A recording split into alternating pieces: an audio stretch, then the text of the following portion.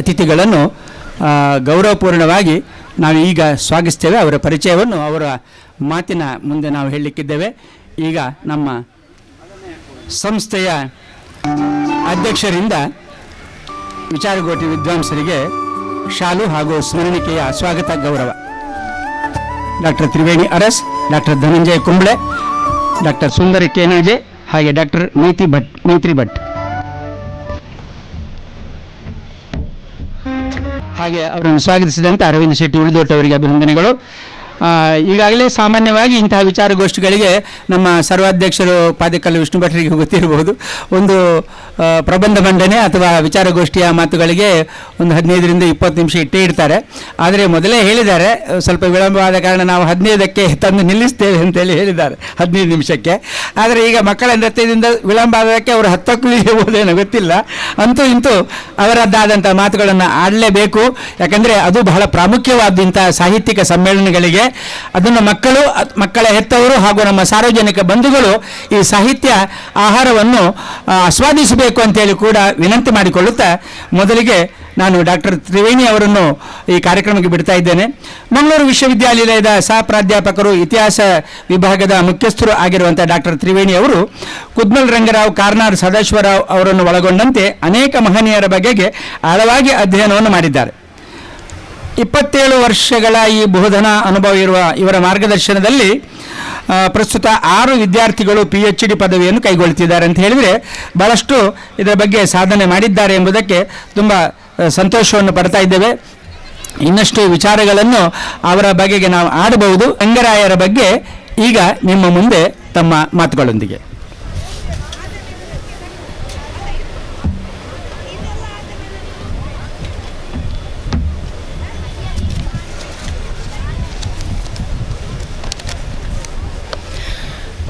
ಎಲ್ಲರಿಗೂ ನನ್ನ ನಮಸ್ಕಾರ. ಈ ವೇದಿಕೆಯ ಮೇಲಿರುವ ಗಣ್ಯರಿಗೆ ಹಾಗೂ ವೇದಿಕೆಯ ಕೆಳಭಾಗದಲ್ಲಿ ಕುಳಿತಿರುವ ಎಲ್ಲ ಗಣ್ಯರಿಗೂ ನನ್ನ ನಮಸ್ಕಾರಗಳು.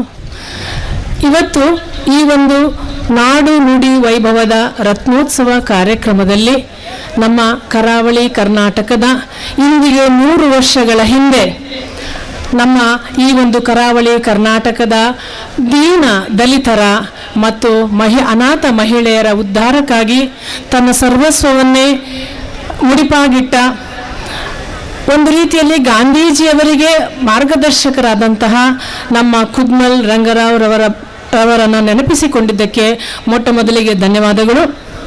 ಹಿಂದೂ ಸಮಾಜದ ಒಳಗಿನ ಅಸ್ಪೃಶ್ಯತೆಯ ಅರಿವನ್ನು ತಮ್ಮ ರಚನಾತ್ಮಕ ಕಾರ್ಯಗಳಿಂದ ಸಮಾಜದ ಮುಖ್ಯವಾಹಿನಿಗೆ ಇಲ್ಲಿದ್ದಂತಹ ಬಹುಸಂಖ್ಯಾತ ಕೊರಗರಾಗಿರಬಹುದು ಅಥವಾ ಅಸ್ಪೃಶ್ಯರಂತ ಅನಿಸ್ಕೊಂಡಂತಹ ದೀನ ದಲಿತರ ಮತ್ತು ಅನಾಥ ಮಹಿಳೆಯರು ಹಾಗೂ ಮಕ್ಕಳಿಗೆ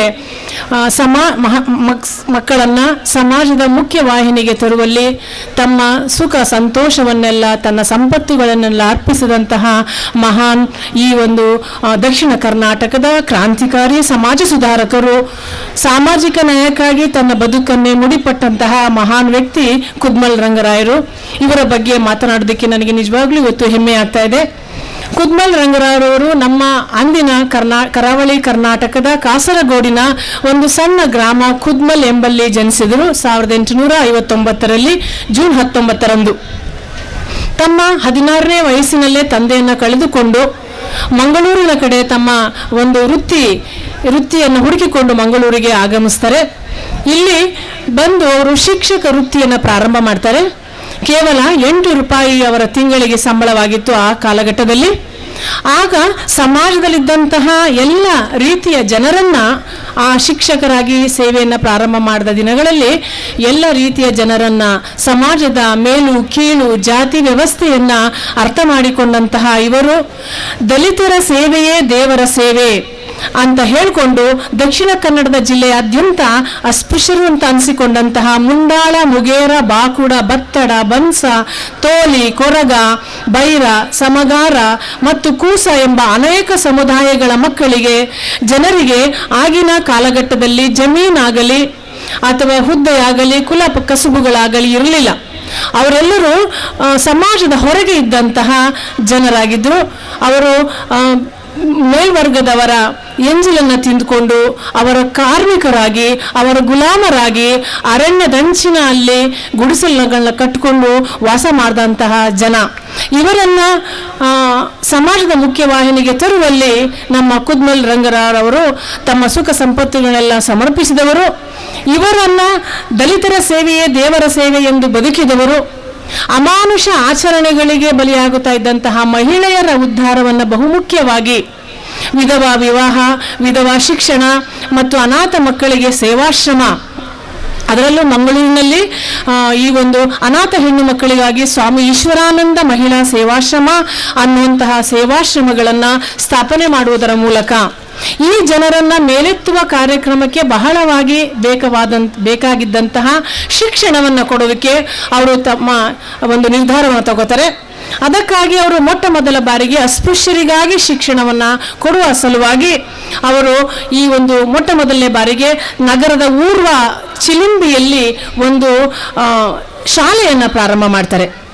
ಆದರೆ ಉನ್ನತ ವರ್ಗದ ಎಲ್ಲ ಜನರು ಇದಕ್ಕೆ ವಿರೋಧವನ್ನು ವ್ಯಕ್ತಪಡಿಸಿ ಆ ಶಾಲೆಯನ್ನು ಮುಚ್ಚುವಲ್ಲಿ ಯಶಸ್ವಿಯಾಗ್ತಾರೆ.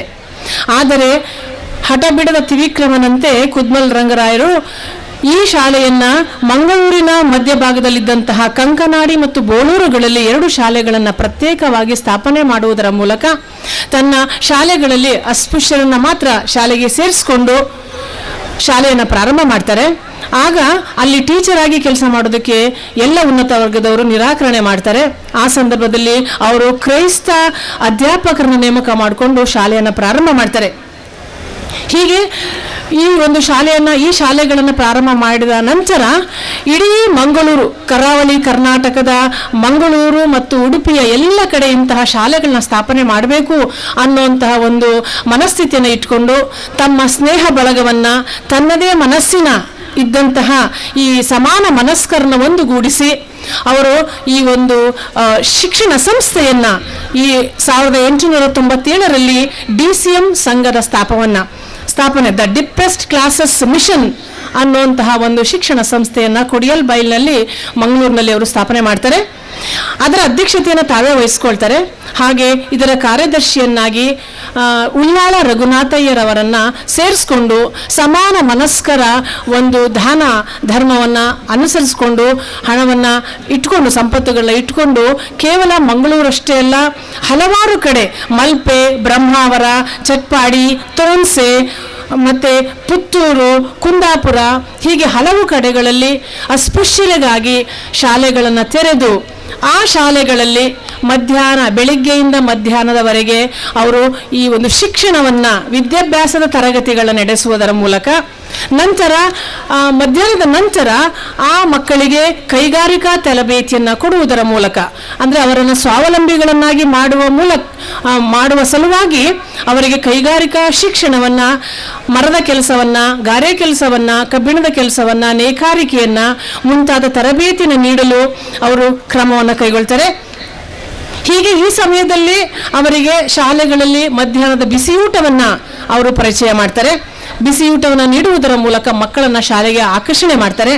ಅದರ ಜೊತೆಗೆ ವಿದ್ಯಾರ್ಥಿಗಳನ್ನ ಶಾಲೆಗೆ ಆಕರ್ಷಣೆ ಮಾಡುವ ಸಲುವಾಗಿ 4 ರಿಂದ 5 ಪೈಸೆ ವಿದ್ಯಾರ್ಥಿ ವೇತನವನ್ನು ಸಹ ಅವರು ಕೊಡೋದಕ್ಕೆ ಪ್ರಾರಂಭ ಮಾಡ್ತಾರೆ. ಮಕ್ಕಳು ಶಾಲೆಗಳಿಗೆ ಬರಲಿ, ಈ ಒಂದು ಕೆಳ ಸಮುದಾಯದ ಮಕ್ಕಳನ್ನು ಶಾಲೆಗಳಿಗೆ ಆಕರ್ಷಣೆ ಮಾಡೋದಕ್ಕೋಸ್ಕರ. ಹಾಗೆ ದೂರದ ಊರುಗಳಿಂದ ಬಂದಂತಹ ವಿದ್ಯಾರ್ಥಿಗಳು ನೆಲೆಸೋದಕ್ಕೆ ವಸತಿ ಸೌಕರ್ಯವನ್ನು, ಹಾಸ್ಟೆಲ್ಗಳನ್ನು ನಿರ್ಮಾಣ ಮಾಡ್ತಾರೆ. ಇಂತಹ ಹಾಸ್ಟೆಲ್ಗಳು ಜೋಗಿ ಮಠದ ಬಳಿ ಮತ್ತು ಕದ್ರಿಯಲ್ಲಿ ಇದ್ದಂಥದ್ದನ್ನು ನಾವು ನೋಡ್ಬೋದು. ಆಗಿನ ಕಾಲದ ಪ್ರಖ್ಯಾತ ವೈದ್ಯರುಗಳಾದಂತಹ ಡಾಕ್ಟರ್ ಅಡಪ ಮತ್ತು ಡಾಕ್ಟರ್ KB ಶೆಟ್ಟಿ ಅವರನ್ನ ತಮ್ಮ ಶಾಲೆಗಳಲ್ಲಿ ಮಕ್ಕಳ ಆರೋಗ್ಯ ತಪಾಸಣೆಗಾಗಿ ವೈದ್ಯಕೀಯ ಸೇವೆಯನ್ನು ಸಲ್ಲಿಸೋದಕ್ಕೆ ಅವರು ನೇಮಕ ಮಾಡಿಕೊಂಡಿರ್ತಾರೆ. ಈ ಶಿಕ್ಷಣ ಮತ್ತು ಕೈಗಾರಿಕಾ ವಿದ್ಯಾಭ್ಯಾಸ ಮತ್ತು ಈ ಒಂದು ಕೈಗಾರಿಕಾ ತರಬೇತಿಯ ಜೊತೆಗೆ ಮಹಿಳೆಯರ ಶಿಕ್ಷಣಕ್ಕೆ ಬಹಳ ಪ್ರಾಧಾನ್ಯತೆಯನ್ನು ನೀಡ್ತಾರೆ. ಈ ಅನಾಥ ಹೆಣ್ಣು ಮಕ್ಕಳಿಗೆ ಮತ್ತು ವಿಧವೆಯರಿಗೆ, ಆಗಿನ ಕಾಲದಲ್ಲಿ ಹೆಚ್ಚು ಸಂಖ್ಯೆಯಲ್ಲಿ ವಿಧವೆಗಳು ಇರ್ತಾ ಇದ್ರು ಸಣ್ಣ ವಯಸ್ಸಿಗೆ, ಅಂಥವರಿಗೆ ಶಿಕ್ಷಣವನ್ನು ಕೊಡೋದಕ್ಕೆ ಒಂದು ಅನಾಥಾಶ್ರಮವನ್ನು ನಿರ್ಮಾಣ ಮಾಡ್ತಾರೆ. ಸ್ವಾಮಿ ಈಶ್ವರಾನಂದ ಮಹಿಳಾಶ್ರಮ ಅನ್ನುವಂತಹ ಒಂದು ಶಾಲೆಯನ್ನು ನಿರ್ಮಾಣ ಮಾಡಿ ಕುದ್ಮಲ್ ರಂಗರಾವ್ ರೋಡ್ನ ಬಂಡ್ಸ್ ಹಾಸ್ಟೆಲಿನ ಬಳಿ ಇದನ್ನು ಸ್ಥಾಪನೆ ಮಾಡ್ತಾರೆ. ಹೀಗೆ ಮಹಿಳೆಯ ಶಿಕ್ಷಣ, ವಿಧವಾ ವಿವಾಹ ಮತ್ತು ಈ ತನ್ನ ಎರಡನೇ ಇದಕ್ಕಾಗಿ ಅವರನ್ನು ಪ್ರೋತ್ಸಾಹಿಸುವ ಸಲುವಾಗಿ ತಮ್ಮ ಮಗಳನ್ನೇ ಅವರು ರಾಧಾಬಾಯಿಯವರನ್ನ ಅಂದಿನ ಮದ್ರಾಸ್ ಸಂಸ್ಥಾನದ ಮಂತ್ರಿಯಾಗಿದ್ದಂತಹ ಸುಬ್ಬರಾಯನ್ ಎಂಬುವರೊಂದಿಗೆ ಅಂತರ್ಜಾತಿ ವಿವಾಹವನ್ನ ಮಾಡಿಕೊಟ್ಟದನ್ನು ನಾವು ನೋಡ್ತೀವಿ. ಕೇವಲ ಭಾಷಣ ಮಾಡೋದರಲ್ಲಿ ಅಥವಾ ಕಾರ್ಯಕ್ರಮಗಳನ್ನು ಹೇಳುವುದರಲ್ಲಿ ಅಷ್ಟೇ ಅಲ್ಲ, ರಚನಾತ್ಮಕ ಕಾರ್ಯಗಳನ್ನ ಸ್ವತಃ ತಾವು ಹೇಳಿದ ವಿಷಯಗಳನ್ನ ತಮ್ಮ ಜೀವನದಲ್ಲಿ ಅಳವಡಿಸಿಕೊಂಡಂತಹ ಮಹಾನ್ ಧೀಮಂತ ನಾಯಕ. ಇದಾದ ನಂತರ ನಾವು ಮತ್ತೆ ಇವರು ಈ ಕೇವಲ ಈ ಕೆಳವರ್ಗದ ಜನರಿಗೆ ಭೂದಾನ ನೀಡುವುದರ ಮೂಲಕ, ಭೂಮಿಯೇ ಇರಲಿಲ್ಲ ಅವರಿಗೆ, ಜಮೀನು ಇರಲಿಲ್ಲ, ಕಸುಬುಗಳಿರಲಿಲ್ಲ, ಕೇವಲ ಗುಲಾಮರಾಗಿ ಜೀವನ ಸಲ್ಲಿಸ್ತಾ ಇದ್ದಂತಹ ಜನರಿಗೆ ಅವರು ಭೂದಾನವನ್ನು ಮಾಡುವ ಕ್ರಮವನ್ನು ಕೈಗೊಳ್ತಾರೆ. ಅವರು ಕೇವಲ ಅಂದರೆ ಈ ಒಂದು ಕುದ್ಮಲ್ ಹಳ್ಳಿಯಲ್ಲಿ ಹುಟ್ಟಿ 16ನೇ ವಯಸ್ಸಿಗೆ ಮಂಗಳೂರಿಗೆ ಬಂದು ಅವರು ಒಂದು ಶಿಕ್ಷಕ ವೃತ್ತಿಯನ್ನು ಪ್ರಾರಂಭ ಮಾಡಿ ನಂತರ ಲೀಡರ್ಶಿಪ್ ಅನ್ನೋ ಎಕ್ಸಾಮ್ ಅನ್ನು ಪಾಸ್ ಮಾಡಿ ಅವರು ವಕೀಲ ವೃತ್ತಿಯನ್ನು ಪ್ರಾರಂಭ ಮಾಡಿರ್ತಾರೆ. ಈ ವಕೀಲ ವೃತ್ತಿಯಲ್ಲಿ ಬಂದಂತಹ ಫೀಸನ್ನು ಅದನ್ನು ಮೊಟ್ಟ ಮೊದಲನೇದಾಗಿ ಅವರು ತಾವು ವಕಾಲತ್ತು ಮಾಡಿ ಕೆಲಸವನ್ನ ಒಂದು ಕೇಸನ್ನು ಗೆದ್ದುಕೊಟ್ಟಿದ್ದಕ್ಕಾಗಿ ಅವರಿಗೆ ದೇರೇಬಾಯಿ ಗ್ರಾಮದ ದಡ್ಡಲ್ಕಾಡ್ ಎಂಬಲ್ಲಿ ಸುಮಾರು 13.5 ಎಕರೆ ಜಾಗ ಅವರಿಗೆ ಸಿಗ್ತದೆ ಫೀಸ್ ಆಗಿ. ಆ ಜಮೀನನ್ನ ಅವರು 25 ಈ ಅಸ್ಪೃಶ್ಯ ಕುಟುಂಬಗಳಿಗೆ ಪ್ರತಿಯೊಬ್ಬರಿಗೂ 1/2 ಎಕರೆ ಜಮೀನನ್ನು ದಾನವಾಗಿ ಹಂಚಿ ಅವರು ಸಮಾಜದ ಮುಖ್ಯವಾಹಿನಿಗೆ ಬಂದು ಉತ್ತಮವಾದ ವಸತಿ ಸೌಕರ್ಯಗಳನ್ನು ಇರುವಂತಹ ಜಾಗಗಳಲ್ಲಿ ನೆಲೆಸೋದಕ್ಕೆ ಅವಕಾಶವನ್ನು ಮಾಡಿಕೊಡ್ತಾರೆ. ಅದೇ ಥರ ಕಾಪಿಕಾಡ್ ಎಂಬಲ್ಲಿ ಭೂಮಿಯನ್ನು ಖರೀದಿಸಿ 30 ಕುಟುಂಬಗಳಿಗೆ ಜಮೀನನ್ನು ಹಂಚ್ತಾರೆ. ಈ ಎಲ್ಲ ಕಾಲೋನಿಗಳಲ್ಲಿ ಅಂದರೆ ಈ ಎಲ್ಲ ಕೆಳವರ್ಗದ ಜನರಿಗೆ ನಿರ್ಮಾಣವಾದಂತಹ ಕಾಲೋನಿಗಳಲ್ಲಿ ಸ್ಟಾರ್ ಹಾಲ್ಗಳೆಂಬ ಮಂದಿರಗಳನ್ನು ನಿರ್ಮಾಣ ಮಾಡಿ ಅಲ್ಲಿ ದೇವರ ಕೋಣೆಯನ್ನು, ಪ್ರಾರ್ಥನೆಯನ್ನು, ಭಜನೆಯನ್ನು ಮತ್ತೆ ನಡೆಸೋದಕ್ಕೆ, ಎಲ್ಲರೂ ಸ್ವಚ್ಛವಾಗಿರೋದಕ್ಕೆ, ಅದರ ಒಂದು ಕುಟುಂಬಗಳಿಗೆ ಸ್ಥಿರ ವಾಸ್ತವ್ಯಕ್ಕೆ ಅನುಕೂಲವನ್ನು ಮಾಡಿಕೊಡ್ತಾರೆ. ಇವತ್ತಿಗೂ ಸಹ ಇಂತಹ ಬಡಾವಣೆಗಳನ್ನು ನೋಡೋದು ನಾವು ಅಪರೂಪ. ಮೊನ್ನೆ ನಾನು ಬ್ರಹ್ಮಾವರದ ಕಡೆ ಕಾರ್ಯನಿಮಿತ್ತ ಹೋಗಿದ್ದೆ. ಇಂದಿಗೂ ಸಹ ಅಲ್ಲಿ ಕುದ್ಮಲ್ ರಾವ್ ನಗರ ಅನ್ನುವಂತಹ ಹೆಸರಿರೋದನ್ನು ನಾನು ಮೊನ್ನೆ ತಾನೇ ನೋಡಿದೆ. ಹಾಗೆ ಮಂಗಳೂರಿನ ಪಾಂಡೇಶ್ವರದಲ್ಲಿ ಶಿಕ್ಷಣ ವಂಚಿತ ವೃತ್ತಿ ನಿರತರಿಗಾಗಿ ಒಂದು ವಯಸ್ಕರ ಶಿಕ್ಷಣ ಶಾಲೆಯನ್ನು ಪ್ರಾರಂಭ ಮಾಡಿದ್ರು. ಅದೇ ಥರ ಅತ್ಯಂತ ಹಿಂದುಳಿದ ಕೊರಗ ಜನಾಂಗದ ಮಕ್ಕಳಿಗಾಗಿ ಉಡುಪಿ ಮತ್ತು ಪುತ್ತೂರುಗಳಲ್ಲಿ ವಸತಿ ನಿಲಯದ ಸ್ಥಾಪನೆ ಮಾಡಿದ್ರು. ಅವರ ಶಿಕ್ಷಣಕ್ಕೆ ಕ್ರಮವನ್ನು ಕೈಗೊಂಡಿದ್ರು. ಅದೇ ಥರ ಗೋಮತಿಯಮ್ಮ ಮೆಟರ್ನಿಟಿ ಬೆನಿಫಿಟ್ ಫಂಡ್ ಅನ್ನ ಸ್ಥಾಪನೆ ಮಾಡಿ ಈ DCM ಸಂಘದಲ್ಲಿ ಈ ಒಂದು ಬೆನಿಫಿಟ್ ಫಂಡ್ ಅನ್ನ ಸ್ಥಾಪನೆ ಮಾಡಿ ಅದರ ನಿಧಿಯಿಂದ ಅಸ್ಪೃಶ್ಯದ ಜನಾಂಗದ ಮಹಿಳೆಯರಿಗೆ ಹೆರಿಗೆಯ ಸಮಯದಲ್ಲಿ 4 ರಿಂದ 6 ತಿಂಗಳವರೆಗೆ ಬೇಕಾದ ಅಕ್ಕಿಯನ್ನ ಮತ್ತು ಒಂದು ಅವಧಿಯಲ್ಲಿ 2 ಸೀರೆಗಳನ್ನು ದಾನವಾಗಿ ಕೊಡುವಂತ ಒಂದು ಪದ್ಧತಿಯನ್ನ ಅವರು ಹಾಕಿಕೊಂಡಿದ್ರು. ಬಹಳ ಅದ್ಭುತ ಮೇಡಮ್. ನೋಡಿ, ಇದೊಂದು ವಿಷಯವನ್ನು ಎತ್ತಿಕೊಟ್ಟವರು ಯಾರೋ ಗೊತ್ತಿಲ್ಲ ವಿಚಾರಗೋಷ್ಠಿಗೆ. ಇಂತಹ ವ್ಯಕ್ತಿಗಳ ಶಕ್ತಿಯನ್ನೇ ನಾವೆಲ್ಲ ಸಮಾಜದಲ್ಲಿ ಮರೆತು ಬಿಡ್ತೇವೆ ನಾವು ಒಮ್ಮೊಮ್ಮೆ. ಹಾಗಾಗಿ ಎಲೆ ಮರೆಯಲ್ಲಿದ್ದಂಥ ಅವರ ಶಕ್ತಿಗಳು ಅದೆಷ್ಟು ಅಂತೇಳಿ ಈಗ ಗೊತ್ತಾಗ್ತದೆ. ಸಾಧಾರಣ 2-3 ದಶಕಗಳ ಹಿಂದೆ ನಮ್ಮ ಈ ಪುರಭವನ ಟೌನ್ ಹಾಲ್ ಅಷ್ಟೇ ಅನ್ಸ ಇತ್ತು. ಆಮೇಲೆ ಅದು ರಿನೋವೇಷನ್ ಆದ ನಂತರ ಕುದ್ಮಲ್ ರಂಗರಾವ್ ಪುರಭವನ ಅಂತ ಇಟ್ಟರು. ಆವಾಗ ಪ್ರಶ್ನೆ ಮಾಡಿದಾಗ ಕೆಲವರಿಗೂ ಉತ್ತರ ಸಿಕ್ಕಿತ್ತು, ರಂಗರಾವ್ ಯಾರು, ಕುದ್ಮಲ್ ಯಾರು, ಈ ಥರ. ಅದು ಈಗ ಈ ರೀತಿಯಲ್ಲಿ ನಮಗೆ ಗೊತ್ತುಪಡಿಸುವಂಥ ಒಂದು ಕೆಲಸ ಈ ಗೋಷ್ಠಿಯಲ್ಲಿ ಆಗ್ತಾ ಇದೆ. ತುಂಬ ಧನ್ಯವಾದಗಳು. ಡಾಕ್ಟರ್ ತ್ರಿವೇಣಿ ಅರಸ್ ಅವರು ಅದನ್ನು ಮಾರ್ಮಿಕವಾಗಿ ಅತ್ಯಂತ ಸ್ವಲ್ಪ ಅವಧಿಯಲ್ಲಿ ಅದನ್ನು ನಮ್ಮ ಮುಂದೆ ಇಟ್ಟಿದ್ದಾರೆ. ಅವರಿಗೆ ವಂದನೆಗಳನ್ನು ಸಲ್ಲಿಸ್ತಾ ಇದ್ದೇವೆ. ಇದೀಗ ಮುಂದೆ ಯುಗ ಪುರುಷ ಶಿವರಾಮ್ ಕಾರಂತ ಅಂತೇಳಿ ಅವ್ರದ್ದು ಒಂದು 2 ಗಂಟೆ ಬೇಕು ಅವರ ಭಾಷೆ ಬಗ್ಗೆ ಉಪನ್ಯಾಸ ಕೊಡುವವರಿಗೆ. ಅದನ್ನೀಗ ಡಾಕ್ಟರ್ ಸುಂದರ ಕೇನಾಜಿ ಅವರು ಬಹಳ ಸಂಕ್ಷಿಪ್ತವಾಗಿ ನೀಡಲಿಕ್ಕಿದ್ದಾರೆ. ವೃತ್ತಿಯಲ್ಲಿ ಅಧ್ಯಾಪಕರಾಗಿದ್ದುಕೊಂಡು ಪ್ರವೃತ್ತಿಯಲ್ಲಿ ಸಂಶೋಧಕರು, ಲೇಖಕರು, ತುಳುನಾಡಿನ ಭತ್ತದ ಬೇಸಾಯ, ಒಂದು ಜಾನಪದ ಅಧ್ಯಾಯ ಎನ್ನುವ ವಿಷಯದಲ್ಲಿ PhD ಪದವಿಯನ್ನು ಮಾಡಿದವರು. ಅಲ್ಲದೆ ಕಥಾ ಸಂಕಲನ, ಸಂಶೋಧನೆ, ವಿಮರ್ಶೆ, ವ್ಯಕ್ತಿ ಪರಿಚಯ, ಅಂಕಣ ಬರಹ ಹೀಗೆ 15ಕ್ಕೂ ಹೆಚ್ಚಿನ ಕೃತಿ ರಚನೆ ಮಾಡಿದವರು. ಹಾಗೆ ಅನೇಕ ಸಂಪಾದಿತ ಕೃತಿಗಳನ್ನು ಪ್ರಕಟಿಸಿದವರು. ಜಾನಪದ, ಯಕ್ಷಗಾನ ಹಾಗೂ ಸಾಧಕರನ್ನೊಳಗೊಂಡ 8 ಸಾಕ್ಷ್ಯಚಿತ್ರಗಳಿಗೆ ಚಿತ್ರಕಥೆ ನಿರ್ದೇಶನ ಮಾಡಿದ್ದಾರೆ. ಕನ್ನಡ, ತುಳು, ಯಕ್ಷಗಾನಕ್ಕೆ ಸಂಬಂಧಿಸಿದ 5 ಪಠ್ಯ ಪುಸ್ತಕ ಸಮಿತಿಯಲ್ಲಿ ಕೆಲಸ ಮಾಡಿದಂಥ ಅನುಭವ ಕೇನಾಜಿ ಅವರಿಗೆ. ಈ ಸಮ್ಮೇಳನದ ಸರ್ವಾಧ್ಯಕ್ಷರೇ, ನನ್ನೆಲ್ಲ ಸಹ ಪ್ರಬಂಧಕಾರರೇ ಮತ್ತು ಎಲ್ಲ ಸಹೃದಯಿ ಮಿತ್ರರೇ, 10 ನಿಮಿಷದಲ್ಲಿ ಅದೊಂದು ಚಾಲೆಂಜ್ ಅದು ನನಗೆ. ಆದರೆ ನೋಡ್ತೇನೆ, ಒಂದು 2 ನಿಮಿಷ ಜಾಸ್ತಿ ಆದರೆ ನನಗೆ ಕ್ಷಮೆ ಕೊಡಿ ಅಂತೇಳಿ ಕೇಳ್ತಾ, ನನ್ನ ನೆಡುಗಾಲದ ಗೆಳೆಯ ಧನಂಜಯ ಕುಂಬ್ಳೆ ಅವರು ಯುಗಪುರುಷ ಕಾರಂತರ ಬಗ್ಗೆ ನೀವು ಮಾತಾಡಬೇಕು ಅಂತ ಹೇಳಿ ಆಗಾಗ ನನ್ನನ್ನು ಎಚ್ಚರಿಸ್ತಾ ಇಲ್ಲಿಗೆ ಕರೀಲಿಕ್ಕೆ ಕಾರಣರಾಗಿದ್ದಾರೆ. ಅವರನ್ನು ನಾನು ನೆನಪಿಸಿಕೊಳ್ತಾ ಇದ್ದೇನೆ. ಯುಗಪುರುಷ ಎನ್ನುವುದಕ್ಕೆ ಸತ್ವಶಾಲಿ ವ್ಯಕ್ತಿ ಅಂತೇಳೋ ಒಂದು ಅರ್ಥ ಇದೆ, ಅಥವಾ ಯುಗ ಪ್ರವರ್ತಕ ಅಥವಾ ಯುಗವನ್ನು ಆರಂಭಿಸಿದವ, ಈ ಥರದೆಲ್ಲ ಅರ್ಥಗಳಿದೆ. ಕರಾವಳಿಯ ಮಟ್ಟಿಗೆ ಮತ್ತು ಮುಖ್ಯವಾಗಿ ಕರ್ನಾಟಕದ ಮಟ್ಟಿಗೆ ಕಾರಂತರಿಗೆ ಈ ಯುಗಪುರುಷ ಎನ್ನುವ ಮಾತು ಬಹಳ ಬಹಳ ಹತ್ತಿರಕ್ಕೆ ಬರ್ತದೆ ಅಂತ ನಾವು ಹೇಳಬಹುದು. ಒಂದು ಯುಗ ಸಾಮಾನ್ಯ 20ನೇ ಶತಮಾನದ ಆರಂಭದಿಂದ ಹಿಡಿದು 20ನೇ ಶತಮಾನದ ಕೊನೆಯ ಕಾಲಘಟ್ಟದವರೆಗೆ 1902ರಿಂದ 1997ರ ಕಾಲಘಟ್ಟದವರೆಗೆ ಕಾರಂತರು ಈ ಮಣ್ಣಿನಲ್ಲಿ ಇದ್ದುಕೊಂಡು, ಕರಾವಳಿಯ ಮಣ್ಣಿನಲ್ಲಿ ಇದ್ದುಕೊಂಡು ಅವರು ಬೇರೆ ಬೇರೆ ಕ್ಷೇತ್ರಗಳಲ್ಲಿ ತನ್ನನ್ನು ತೊಡಗಿಸಿಕೊಂಡಂತಹ ರೀತಿ ಇದೆಯಲ್ಲ, ಅದು ನಮಗೆ ಆಶ್ಚರ್ಯವನ್ನು ಹುಟ್ಟಿಸುವಂಥದ್ದು ಮತ್ತು ಅದೊಂದು ಅದ್ಭುತವಾದ, ಅದನ್ನು ಹೇಳಲಿಕ್ಕೆ ಒಂದಷ್ಟು ಗಂಟೆಗಳು ಬೇಕು ಅಂತ ನಿರೂಪಕರು ಹೇಳಿದಾಗೆ ಅದು ಬೇಕದು. ಹೇಗೆ ನಾವು ಅವರನ್ನು ಯುಗಪುರುಷ ಅಂತೇಳಿ ಕಾಣ್ತೇವೆ? ನಾನೊಂದು ಪಟ್ಟಿ ಮಾಡಿದ್ದೇನೆ. ಸುಮಾರು 10-15 ಕ್ಷೇತ್ರಗಳಲ್ಲಿ ಕನಿಷ್ಠ, ಅದಕ್ಕಿಂತ ಹೆಚ್ಚು ಇದೆ, ಕನಿಷ್ಠ 15 ಕ್ಷೇತ್ರಗಳಲ್ಲಿ ಅವರು ತೊಡಗಿಸಿಕೊಂಡ ರೀತಿಯನ್ನು ನಾವು ನೋಡಿದರೆ ನಮಗೆ ಆಶ್ಚರ್ಯ ಹುಟ್ಟುತ್ತದೆ ಅಂತ ನಾನು ಮತ್ತೆ ಹೇಳ್ತಾ ಇದ್ದೇನೆ. ನಾನು ಆ ಪಟ್ಟಿಯನ್ನು ಪೂರ್ತಿ ಹೇಳಲಿಕ್ಕೆ ನನಗೆ ಸಾಧ್ಯ ಇಲ್ಲ, ಕೆಲವನ್ನು ಮಾತ್ರ ನಾನು ಆಯ್ಕೆ ಮಾಡಿ ಹೇಳ್ತೇನೆ. ನೀವು ಒಂದು ಮನೆ ಕಟ್ಟುವ ಅಲ್ಲಿಂದ ಕಾರಂತರನ್ನು ನೋಡಿ, ಅದೊಂದೇ ಸಾಕು ನಮಗೆ. ಬಾಲವನದಂತಹ ಒಂದು ಮನೆಯನ್ನು ಅವರು ನಿರ್ಮಿಸಿದ್ದು, ಸಾಮಾನ್ಯವಾಗಿ ನಮ್ಮ ಇಡೀ ಕವಿಗಳಾಗಲಿ ಯಾರೇ ಆಗಲಿ ಒಂದು ಮನೆ ಅಂತ ಹೇಳಿದರೆ ಅಲ್ಲಿ ಒಂದು ವಾಸಕ್ಕೆ ಸೀಮಿತವಾಗಿ ಇರತಕ್ಕಂಥ ಒಂದು ಪ್ರದೇಶ ಅಂತ ನಾವು ತಿಳ್ಕೊಂಡದ್ದು. ಆದರೆ ಕಾರಂತರು ಆ ಥರ ಯೋಚನೆಯೇ ಮಾಡಿದ್ದಲ್ಲ, ಅದಕ್ಕಿಂತ ಭಿನ್ನವಾಗಿ ಯೋಚನೆ ಮಾಡಿದ್ದು. ಇವತ್ತಿಗೂ ನಮಗೆ ಬಾಲವನವನ್ನು ನೋಡಿದಾಗ ಇದೊಂದು ಮನೆ ಆಗಿತ್ತು ಎನ್ನುವುದೇ ಆಶ್ಚರ್ಯ. ನೀವು ನೋಡಿ, ಆ ಬಾಲವನದಲ್ಲಿ ಅಲ್ಲಿ ಒಂದು ಶಾಲೆ ಇತ್ತು, ಅಲ್ಲಿ ಒಂದು ನಾಟ್ಯ ಕೇಂದ್ರ ಇತ್ತು, ಅಲ್ಲಿ ಒಂದು ಪರಿಸರ ಕೇಂದ್ರ ಇತ್ತು, ಮತ್ತು ಅಲ್ಲಿ ಒಂದು ಪ್ರಾಣಿ ಸಂಗ್ರಹಾಲಯ ಇತ್ತು, ಅಲ್ಲಿ ಒಂದು ಮುದ್ರಣ ಕೇಂದ್ರ ಇತ್ತು, ಅಲ್ಲಿ ಒಂದು ಬರಹದ ಮನೆ ಇತ್ತು.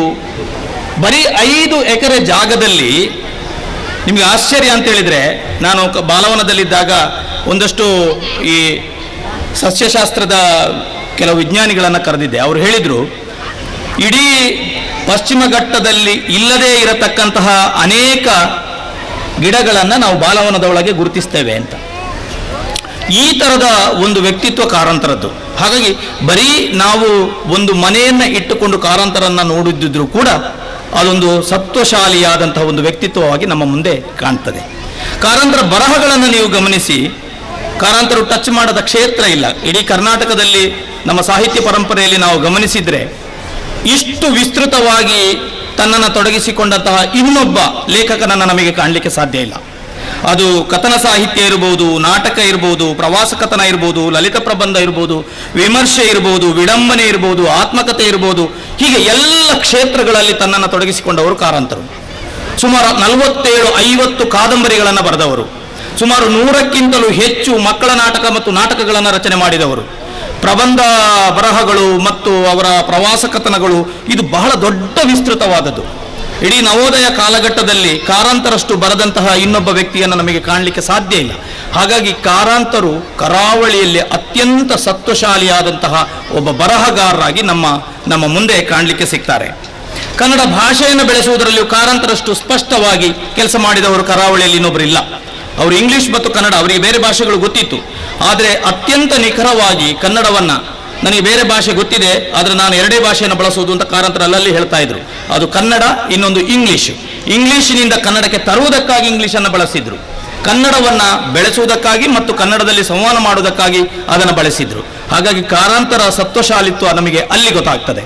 ಒಬ್ಬ ಕಲಾವಿದನಾಗಿ ನೀವು ಕಾರಂತರನ್ನು ಗುರುತಿಸುವುದಾದರೆ ಕಲೆಯ ಬಗ್ಗೆ ಅನೇಕ ಗ್ರಂಥಗಳನ್ನು ರಚಿಸಿದ್ದಾರೆ. ಕಲಾ ಪ್ರಪಂಚ ವಿಶ್ವಕೋಶ ಇರ್ಬೋದು, ಯಕ್ಷಗಾನದ ಮೇಲಿನ ಕೃತಿ ಆಗಿರ್ಬೋದು, ಕಲೆಯ ಬಗೆಗಿನ ವಿಶ್ಲೇಷಣೆ ಆಗಿರ್ಬೋದು, ಬೃಹತ್ ಗ್ರಂಥಗಳಾಗಿರ್ಬೋದು, ಹೀಗೆ ಅದು ಲೆಕ್ಕ ಇಲ್ಲ.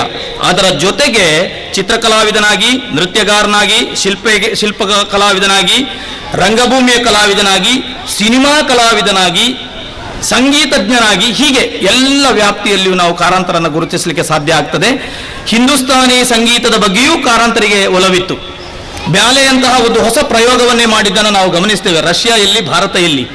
ರಷ್ಯಾದ ಬ್ಯಾಲೆಯನ್ನು ಹಿಡ್ಕೊಂಡು ಇಲ್ಲಿ ಯಕ್ಷಗಾನಕ್ಕೆ ಅದನ್ನು ಟಚ್ ಮಾಡಿ ಅದನ್ನು ಕೊಡತಕ್ಕಂತಹ ಕೆಲಸಗಳನ್ನು ಕಾರಂತರು ಮಾಡಿದರು. ಹಾಗಾಗಿ ಒಬ್ಬ ಕಲಾವಿದನಾಗಿ ಕರಾವಳಿಯಲ್ಲಿ ಇವತ್ತು ನಾವು ಕಥಕ್ಕಳಿಯನ್ನು ಜಗತ್ತಿನ ಒಂದು ಭೂಪಟದಲ್ಲಿ ಕಾಣುವ ಹಾಗೆ ಯಕ್ಷಗಾನವನ್ನು ಒಂದಷ್ಟು ಭಾರತೀಯವಾಗಿ ನಮಗೆ ಕಾಣಲಿಕ್ಕೆ ಸಾಧ್ಯ ಆದರೆ ಅದರ ಹಿಂದೆ ಕಾರಂತರ ಕೊಡುಗೆ ಬಹಳ ದೊಡ್ಡದು. ಹಾಗಾಗಿ ಕಲಾವಿದನಾಗಿಯೂ ಒಂದು ಸತ್ವಶಾಲಿ ವ್ಯಕ್ತಿಯಾಗಿ ಕಾರಂತರು ನಮ್ಮ ಮುಂದೆ ಇದ್ದಾರೆ. ನೀವು ವಿಜ್ಞಾನ ಬರಹ ನೋಡಿ, ವಿಜ್ಞಾನ ಬರಹವನ್ನು ಬರಿಬೇಕಾದ್ರೆ ಒಬ್ಬ ವಿಜ್ಞಾನಿಯಾಗಬೇಕು. ಒಬ್ಬ ಕಲಾವಿದನಾಗಿದ್ದ ಮತ್ತು ಒಬ್ಬ ಸಾಹಿತಿಯಾಗಿದ್ದಂತಹ ಕಾರಂತರು ಬಹಳ ದೊಡ್ಡ ವಿಜ್ಞಾನ ಬರಹಗಳನ್ನು ಬರೆದರು. ನಿಮಗೆ ಗೊತ್ತಿದೆ, 1936ರಲ್ಲಿ 3 ಸಂಪುಟಗಳ ಬಾಲಪ್ರಪಂಚ, 4 ಸಂಪುಟಗಳ ವಿಜ್ಞಾನ ಪ್ರಪಂಚವನ್ನು ತಂದರು. ಆಶ್ಚರ್ಯ ಅಂತ ಹೇಳಿದ್ರೆ, ಈ ಎಲ್ಲ ಸಂಶೋಧನೆಗಳು ಇಂಡಿಯಾದಲ್ಲಿ ನಡೆದದ್ದಲ್ಲ, ಅದು ಜಗತ್ತಿನ ಯಾವುದೋ ಮೂಲೆಗಳಲ್ಲಿ ನಡೆದದ್ದು. ಇವತ್ತಿನ ಹಾಗೆ ಇಮೇಲುಗಳು, ಅದು ಇದು ಇತ್ಯಾದಿಗಳು ಯಾವುದೂ ಇಲ್ಲದ ಕಾಲದಲ್ಲಿ ಬರೀ ಪತ್ರ ವ್ಯವಹಾರವನ್ನು ಮಾಡಿ ಅಷ್ಟೂ ಮಾಹಿತಿಗಳನ್ನು ಆ ದೇಶಗಳಿಂದ ಇಲ್ಲಿಗೆ ತರಿಸಿ ಅದನ್ನು ಕನ್ನಡೀಕರಿಸಿದಂತಹ ಒಂದು ಕೆಲಸಗಳನ್ನು ಕಾರಂತರು ಮಾಡಿದರು. ಅದರ ಬಗ್ಗೆ ತುಂಬ ವಿವರಣೆಗಳನ್ನು ಕೊಡಬಹುದು. ನಿಮಗೆ ಆಶ್ಚರ್ಯ ಅಂತ ಹೇಳಿದ್ರೆ, ಅನೇಕ ರೇಖಾಚಿತ್ರಗಳನ್ನು ಅವರ ಪುಸ್ತಕಗಳಿಗೆ ಕಾರಂತರೇ ಮಾಡ್ತಾ ಇದ್ರು. ಒಂದು 700 ಫೋಟೋಗಳನ್ನು ಅವರೇ ತೆಗೆದಿದ್ರು. ಅವರದೇ ಇದು ಕ್ಯಾಮ್ರಾದಲ್ಲಿ ಅವರು ಫೋಟೋ ತೆಗೆದಿದ್ರು. ನಮಗೆ ಆಶ್ಚರ್ಯ ಹುಟ್ಟುವಂತಹ ಕೆಲಸಗಳು ಇದೆಲ್ಲ. ಪರಿಸರದ ಬಗ್ಗೆ ನೀವು ಗಮನಿಸಿದ್ರೆ, ಇವತ್ತು ನಾವು ಪರಿಸರ ಹೋರಾಟವನ್ನು ಅವರನ್ನು ಲೈಟ್ ಹಿಡಿದು ಹುಡುಕಬೇಕಾದಂತಹ ಸ್ಥಿತಿ. ಆದರೆ ಕಾರಂತರು ಆ ಕಾಲದಲ್ಲಿ ದೇಶದಲ್ಲಿ ನಡೆಯತಕ್ಕಂಥ ಯಾವುದೇ ಪರಿಸರದ ಬಗೆಗಿನ ಹೋರಾಟದಲ್ಲಿ ಕಾರಂತರು ಮುಂಚೂಣಿಯಲ್ಲಿ ಇರ್ತಿದ್ರು. ಅದು ಪಶ್ಚಿಮ ಘಟ್ಟ ಉಳಿಸಿ ಆಗಿರ್ಬೋದು, ಬೇಡ್ತಿ ಹೋರಾಟ ಆಗಿರ್ಬೋದು, ನರ್ಮದಾ ಬಚಾವೋ ಹೋರಾಟ ಆಗಿರ್ಬೋದು, ಕೈಗಾ ಅನುಸ್ತಾವರ ಆಗಿರ್ಬೋದು, ಇತ್ಯಾದಿ ಹೋರಾಟಗಳಲ್ಲಿ ಕಾರಂತರ ಛಾಪು ಇಲ್ಲದೆ ಇದ್ದದ್ದು ಇಲ್ಲ. ಹಾಗೆಂತೇಳಿ ಬಹಳ ದೊಡ್ಡ ಹೋರಾಟಗಳು ಮಾತ್ರ ಅಲ್ಲ, ಸಣ್ಣ ಸಣ್ಣ ಹೋರಾಟಗಳಿದ್ರು, ಅಲ್ಲಿ ಕಾರಂತರು ಮುಂಚೂಣಿಯಲ್ಲಿ ಇರ್ತಿದ್ರು. ಶಿಕ್ಷಣಕ್ಕೆ ನಾನು ಆಗಲೇ ಹೇಳಿದೆ, ಬಾಲವನವನ್ನು ಒಂದು ಶಿಕ್ಷಣ ಕೇಂದ್ರವಾಗಿ ಮಾಡಿದ್ದಲ್ಲದೆ ಅಲ್ಲಿಯ ಮಕ್ಕಳು ಸ್ವತಃ ಅವರ 3 ಮಕ್ಕಳು ಅಲ್ಲೇ ಪ್ರಾಥಮಿಕ ಶಾಲಾ ಶಿಕ್ಷಣವನ್ನು ಪಡೆದದ್ದು. ಒಂದು 20-25 ಮಕ್ಕಳನ್ನು ಅಲ್ಲಿ ನಿಲ್ಲಿಸಿ ಅವರೇ ಪಠ್ಯಪುಸ್ತಕ ತಯಾರು ಮಾಡಿ ಅವರೇ ಶಿಕ್ಷಣದ ಮೌಲ್ಯಮಾಪನದ ವಿಧಾನಗಳನ್ನು ಮಾಡಿ ಅವರು ಮಕ್ಕಳಿಗೆ ಹೇಳಿಕೊಡತಕ್ಕಂಥ ಒಂದು ಕೆಲಸಗಳನ್ನು ಮಾಡಿದರು. ಹಾಗಾಗಿ ನಮಗೆ ಅನ್ನಿಸುವುದು ಕಾರಂತರು ಮುಟ್ಟದ ಒಂದು ಕ್ಷೇತ್ರಗಳೇ ಇಲ್ಲ ಅಂತ ನಾವು ಹೇಳುವಂಥದ್ದು. ನಾನು ಜಾನಪದ ಆಸಕ್ತ. ಜಾನಪದದಲ್ಲಿ ಕಾರಂತರು ಏನೂ ಮಾಡಲಿಲ್ಲ ಅಂತ ತಿಳ್ಕೊಂಡಿದ್ದೆ. ಆದರೆ ನನಗೆ ಆ ನಂತರ ನಾನು ಅಲ್ಲಿ ಬಾಲವನದಲ್ಲಿ ಕೆಲಸ ಮಾಡ್ತಾ ಇದ್ದಾಗ 1966ರಲ್ಲಿ ಜಾನಪದ ಸಾಹಿತ್ಯದ ಬಗ್ಗೆ, ಮಾರ್ಗ ಮತ್ತು ದೇಶೀಯ ಬಗ್ಗೆ ಚರ್ಚೆ ಮಾಡಿದವರು ಕಾರಂತರು 66ರಲ್ಲಿ. ಆ ನಂತರ ನಮ್ಮ ಈ ಅಧ್ಯಯನ ಶಿಸ್ತುಗಳೆಲ್ಲ ಬಂದದ್ದು. ಅವರು ಬೇರೆ ಬೇರೆ ವಿಶ್ವವಿದ್ಯಾನಿಲಯಗಳಲ್ಲಿ ಪ್ರಬಂಧಗಳನ್ನು ಮಂಡಿಸಿದ್ರು. ನಿಮಗೆ ಆಶ್ಚರ್ಯ ಅಂತ ಹೇಳಿದ್ರೆ, ಕಾರಂತರು ಪತ್ರ ಸಾಹಿತ್ಯ ಇದೆಯಲ್ಲ, ಮಾಲಿನಿ ಮಲ್ಯ ಹೇಳ್ತಾರೆ 2 ಲಕ್ಷ ಪತ್ರಗಳನ್ನು ಅವರು ಬರೆದಿದ್ರಂತೆ. ಅದರಲ್ಲಿ ಸುಮಾರು ಒಂದು 2,000 ಪತ್ರಗಳನ್ನು ಅದನ್ನು ಮುದ್ರಿಸಿದ್ದಾರೆ. ನಿರಂತರ ಪತ್ರ ವ್ಯವಹಾರನ ಮಾಡಿದ್ರು. ಅದು ಬರೀ ಭಾರತದ ಜೊತೆ, ದೇಶದಲ್ಲಿ ಮಾತ್ರ ಅಲ್ಲ, ಅಥವಾ ಕನ್ನಡಿಗರ ಜೊತೆ ಅಲ್ಲ, ಜಗತ್ತಿನ ಬೇರೆ ಬೇರೆ ಜನರೊಟ್ಟಿಗೆ ಪತ್ರ ವ್ಯವಹಾರವನ್ನು ಮಾಡ್ತಾ ಇದ್ರು. ಅದಲ್ಲದೆ ಸಂಘಟನೆಯಲ್ಲಿಯೂ ಕಾರಂತರನ್ನು ನಾವು ನೋಡ್ತೇವೆ. ಪ್ರವಾಸ ಕೂಡ ಹಾಗೆ. ಅವರು ಬಾಲವನದಲ್ಲಿ ಇಡೀ ಜೀವನದಲ್ಲಿ ಎಷ್ಟು ವರ್ಷ ಇದ್ರು ಅಂತ ಹೇಳಲಿಕ್ಕಾಗುವುದಿಲ್ಲ. ಆದರೆ ಅವರ ಪ್ರವಾಸ, ಜಗತ್ತಿನಾದ್ಯಂತ ಪ್ರವಾಸವನ್ನು ಮಾಡ್ತಾ ಇದ್ದಂಥ ಒಂದು ವ್ಯಕ್ತಿತ್ವ. ನಮಗೆ ಕಾರಂತರು ಬರೀ ಬರಹದಲ್ಲಿ ಇತ್ಯಾದಿಗಳಲ್ಲಿ ಮಾತ್ರ ಅಲ್ಲ, ಆ ಕಾಲದಲ್ಲಿ ಅಂತರ್ಜಾತೀಯ ವಿವಾಹವನ್ನು ಆಗಿ ಒಂದು ಮಾಡೆಲ್ ಆಗಿ ನಮ್ಮ ಮುಂದೆ ಇದ್ದವರು ಕಾರಂತರು. ಪತ್ರಿಕೋದ್ಯಮ ಇರ್ಬೋದು, ರಂಗಭೂಮಿ ಇರ್ಬೋದು, ಎಲ್ಲ ಕ್ಷೇತ್ರದಲ್ಲಿ ಕಾರಂತರು ತನ್ನನ್ನು ತೊಡಗಿಸಿಕೊಂಡು ಕರಾವಳಿಗೆ ಮತ್ತು ಕರ್ನಾಟಕಕ್ಕೆ ಒಂದು ಮಾಡೆಲ್ ಆಗಿ ನಮ್ಮ ಜೊತೆಗಿದ್ದಾರೆ. ಒಂದು ಭಾಷೆಯನ್ನು ಹೇಗೆ ಸಮರ್ಥವಾಗಿ ದುಡಿಸಿಕೊಳ್ಬಹುದು, ತನ್ನನ್ನು ತಾನು ತೊಡಗಿಸಿಕೊಂಡು ಒಂದು ಕ್ಷೇತ್ರದಲ್ಲಿ ಹೇಗೆ ಇರಬಹುದು ಎನ್ನುವುದಕ್ಕೆ ನಮಗೆ ಕಾರಂತರಷ್ಟು ಒಂದು ಒಳ್ಳೆಯ ಉದಾಹರಣೆ ಬಹುಶಃ ನಮಗೆ ಸಿಕ್ಕಲಿಕ್ಕಿಲ್ಲ ಅಂತ ಕಾಣುತ್ತದೆ. ಅದಕ್ಕೆ ಲಕ್ಷ್ಮೀಶ್ ತೋಳ್ಪಾಡಿ ಅವರು ಒಂದು ಕಡೆ ಬರೀತಾರೆ, ತನ್ನ ಮನಸ್ಸನ್ನು ಯಾವ ಕಾರಣಕ್ಕೂ ಜಡಗೊಳ್ಳದಂತೆ ಇಟ್ಟುಕೊಂಡಂತಹ ಒಬ್ಬ ಹಠವಾದಿ ಕಾರಂತರು ಅಂತ. ಹಾಗಾಗಿ ಜಡಗೊಳ್ಳುವಂತಹ ಸ್ಥಿತಿಯೇ ಇರಲಿಲ್ಲ ಕಾರಂತರಿಗೆ. ಅಂತಹ ಒಂದು ವ್ಯಕ್ತಿತ್ವ ಕಾರಂತರು. ನೀವು ಯಾವ ಕ್ಷೇತ್ರವನ್ನು ನೋಡಿ ಇವತ್ತು ನಾವು ಅದರಲ್ಲೆಲ್ಲ ಈಗ ಕೆಲಸ ಮಾಡುವುದಾದರೆ ಅದಕ್ಕೆಲ್ಲ ಮೂಲ ಪ್ರೇರಣೆ ಕಾರಂತರು ಅಂತ ಹೇಳ್ತಾ ನನ್ನ ಸಮಯವನ್ನು ನಾನು ಮುಗಿಸ್ತಾ ಇದ್ದೇನೆ. 10 ನಿಮಿಷದ ಸಮಯವನ್ನು ನಾನು ಮುಗಿಸಿದ್ದೇನೆ. ಹೆಚ್ಚು ಕಡಿಮೆ ಆಗಿರ್ಬೋದು. ಎಲ್ರಿಗೂ ಮತ್ತೊಮ್ಮೆ ವಂದಿಸ್ತಾ, ಎಲ್ಲ ಸಂಘಟಕರಿಗೆ ಪ್ರೀತಿಯ ವಂದಿಸಿ ನನ್ನ ಮಾತನ್ನು ಬಹಳ ವೇದಿಕೆಯ ಮೇಲಿನ ಒಂದು ಸಮಯದ ಕಾಳಜಿಯಿಂದ ಮುಗಿಸ್ತಾ ಇದ್ದಾರೆ ಅಷ್ಟೇ ವಿದ್ವಾಂಸರೆಲ್ಲ. ಮೊದಲೇ ಹೇಳಿದ್ದಾರೆ ಯಾರು, ಧನಂಜಯ ಕುಂಬ್ಳೆ ಅವರು ಕೇನಾಜಿ ಅವರು ಉತ್ತಮ ವಾಗ್ಮಿ ಅಂತ ಹೇಳಿದ್ದಾರೆ. ಆದರೆ ಅವರು ಬಹಳ ಸಂಕ್ಷಿಪ್ತವಾಗಿ ಅಂದರೆ ಕಾರಂತರ ಬಗ್ಗೆ ಅದು ಎಷ್ಟು ಹೇಳುವುದಿದ್ರೆ ಅವರು ಏನೆಲ್ಲ ವರ್ಗವನ್ನು ಹೇಳಿದ್ದಾರೆ, ಅವರ ಕಲೆ ಸಾಹಿತ್ಯದ ಮತ್ತು ಯಕ್ಷಗಾನದ ಬಗ್ಗೆ ಎಲ್ಲ, ಅದು ಎಲ್ಲ ವಿಭಾಗದಲ್ಲಿಯೂ ಒಂದಷ್ಟು ಮಾತನಾಡುವಂಥ ವಿಷಯಗಳೆಲ್ಲ ಇರ್ತದೆ. ಬಹಳ ಸಂಕ್ಷಿಪ್ತವಾಗಿ ಈ ಕಾರ್ಯಕ್ರಮವನ್ನು ಮುಗಿಸಿಕೊಟ್ಟಿದ್ದಾರೆ. ಡಾಕ್ಟರ್ ಸುಂದರ ಕೇನಾಜಿ ಅವರಿಗೆ ಅಭಿನಂದನೆಗಳನ್ನು ಸಲ್ಲಿಸ್ತಾ ಇದ್ದೇವೆ. ಇದೀಗ ಚಂದ್ರಗಿರಿಯ ಸಾಧಕಿ ಸಾರಾ ಅಬುಬಾಕರ್ ಇವರ ಮೇಲೆ ಇದೀಗ ಮಾತನಾಡಲಿಕ್ಕೆ ಬರ್ತಾ ಇದ್ದಾರೆ. ಡಾಕ್ಟರ್ ಮೈತ್ರಿ ಭಟ್, ಸಹಾಯಕ ಪ್ರಾಧ್ಯಾಪಕರು, ಸೈಂಟ್ ಫಿಲಮಿನಾ ಕಾಲೇಜು, ಪುತ್ತೂರು. ಇವರು ಮೈತ್ರಿ ಭಟ್ ಅವರು ಮನೋವಿಜ್ಞಾನದ ಮೇಲೆ MSc ಮಾಡಿ ಆಮೇಲೆ MA ಕನ್ನಡ, ಹಾಗೆ ಕನ್ನಡ ಕಾದಂಬರಿಗಳಲ್ಲಿ ಮನೋವೈಜ್ಞಾನಿಕ ಪರಿಕಲ್ಪನೆಗಳ ಮೇಲೆ PhD ಯನ್ನು ಮಾಡಿದವರು. ಪ್ರಸ್ತುತ ಪುತ್ತೂರಿನ ಸಂತ ಫಿಲಮಿನಾ ಸಾಹಿತ್ಯ ಕಾಲೇಜಿನಲ್ಲಿ ಕನ್ನಡ ಸಹಾಯಕ ಪ್ರಾಧ್ಯಾಪಕಿಯಾಗಿದ್ದುಕೊಂಡು ಇವರ ಪ್ರಕಟಿತ ಕೃತಿಗಳು ಅಂತರಂಗದ ಹೆಜ್ಜೆಗಳು, ಕವನ ಸಂಕಲನ, ಕನ್ನಡ ಪುಸ್ತಕ ಪ್ರಾಧಿಕಾರದ ಯುವ ಬರಹಗಾರರ ಚೊಚ್ಚಲ ಕೃತಿ ಪ್ರೋತ್ಸಾಹಧನ 2016 ಕೂಡ ಪಡೆದಿರುವಂಥದ್ದು. ಹಾಗೆ ಮನೋಬಿಂಬ ಎಂತಕ್ಕಂಥ ಮನೋವೈಜ್ಞಾನಿಕ ಸಂಶೋಧನಾ ಲೇಖನಗಳ ಸಂಗ್ರಹವನ್ನು ಮಾಡಿದವರು. ಸುಮಾರು 250ಕ್ಕೂ ಹೆಚ್ಚು ಲೇಖನಗಳನ್ನು ಪತ್ರಿಕೆಗಳಲ್ಲಿ ಪ್ರಕಟಿಸಿಗೊಳಿಸಿದಂಥ ಒಂದು ಸಾಧಕಿ ಡಾಕ್ಟರ್ ಮೈತ್ರಿ ಭಟ್ ಅವರು ಇದೀಗ ಚಂದ್ರಗಿರಿಯ ಸಾಧಕಿ ಸಾರಾ ಅಬುಬಕರ್ ಅವರ ಮೇಲೆ ಮಾತಾಡ್ತಾರೆ.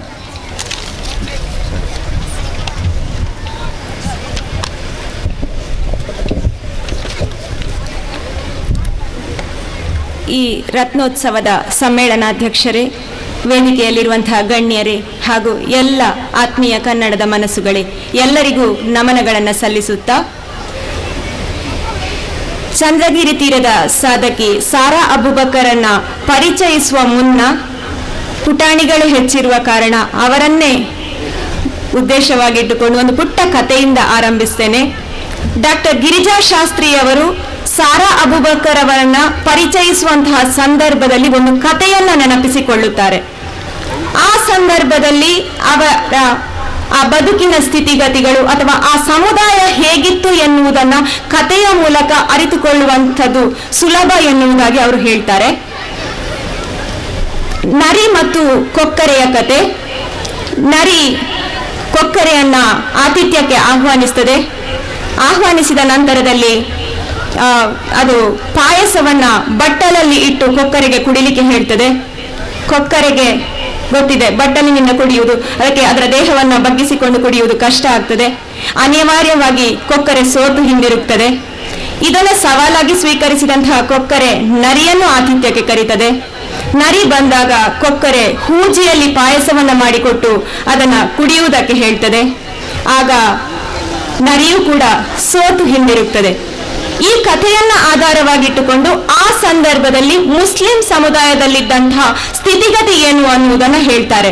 ಅಂದ್ರೆ ಮಹಿಳೆಯರ ಬದುಕಿಗಿದ್ದಂತಹ ಸ್ಥಿತಿ ಎರಡೇ. ಒಂದೋ ಇರುವಂತಹ ಸ್ಥಿತಿಗೆ ಒಗ್ಗಿಕೊಂಡು ಹೋಗುವುದು, ತನ್ನ ಮನಸ್ಸನ್ನು ಹೇಗಾದರೂ ಅದಕ್ಕೆ ಒಗ್ಗಿಸಿಕೊಳ್ಳುವುದು, ಇಲ್ಲವಾದಲ್ಲಿ ಅದಕ್ಕೆ ಸೋತು ಹಿಂದೆ ಸರಿಯುವಂಥದ್ದು. ಇಂತಹ ಸಂದರ್ಭದಲ್ಲಿ ಸಾಹಿತ್ಯ ಕ್ಷೇತ್ರದಲ್ಲಿ ತನ್ನ ಸಮುದಾಯದ ನೋವು, ನಲಿವು ಹಾಗೂ ಆ ಸಮುದಾಯದಲ್ಲಿದ್ದಂತಹ ಎಲ್ಲ ಯಾತನೆಯನ್ನ ಸಾಹಿತ್ಯದ ಮೂಲಕ ಹೊರಹಾಕುವಂತಹ ಪ್ರಯತ್ನಕ್ಕೆ ಮುಂದಾದವರು ಸಾರಾ ಅಬುಬಕರ್ ಅವರು. ಸಾರಾ ಅಬುಬಕರ್ ಅವರು 1936 ಜೂನ್ 30ರಂದು ಕಾಸರಗೋಡಿನ ಚಂದ್ರಗಿರಿ ತೀರದ ಒಂದು ಪುಟ್ಟ ಗ್ರಾಮದಲ್ಲಿ ನ್ಯಾಯವಾದಿಗಳಾಗಿದ್ದಂತಹ ಪುಡಿಯಾಪುರ ಅಹಮದ್ ಮತ್ತು ಜೈನಾಬಿ ಅವರ ಮಗಳಾಗಿ ಜನಿಸ್ತಾರೆ. 6 ಜನ ಸಹೋದರರ ಮುದ್ದಿನ ಸಹೋದರಿಯಾಗಿ ತಮ್ಮ ಬಾಲ್ಯವನ್ನ ಕಳೀತಾರೆ.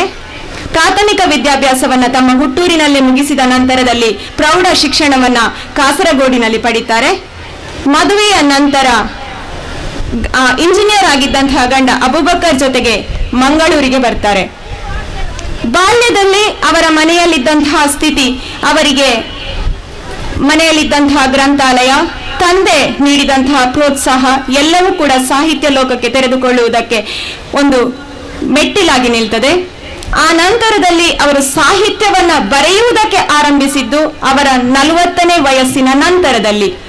ಅದುವರೆಗೂ ಅವರು ಓದಿದ ಓದು ಹಾಗೂ ಬದುಕಿನ ಅನುಭವಗಳೇ ಅವರು ಸಾಹಿತ್ಯವನ್ನ ಚಿತ್ರಿಸುವುದಕ್ಕೆ ಅವರಿಗೆ ಹೆಚ್ಚಿನ ಅವಕಾಶವನ್ನ ಒದಗಿಸಿಕೊಟ್ಟಂಥದ್ದು.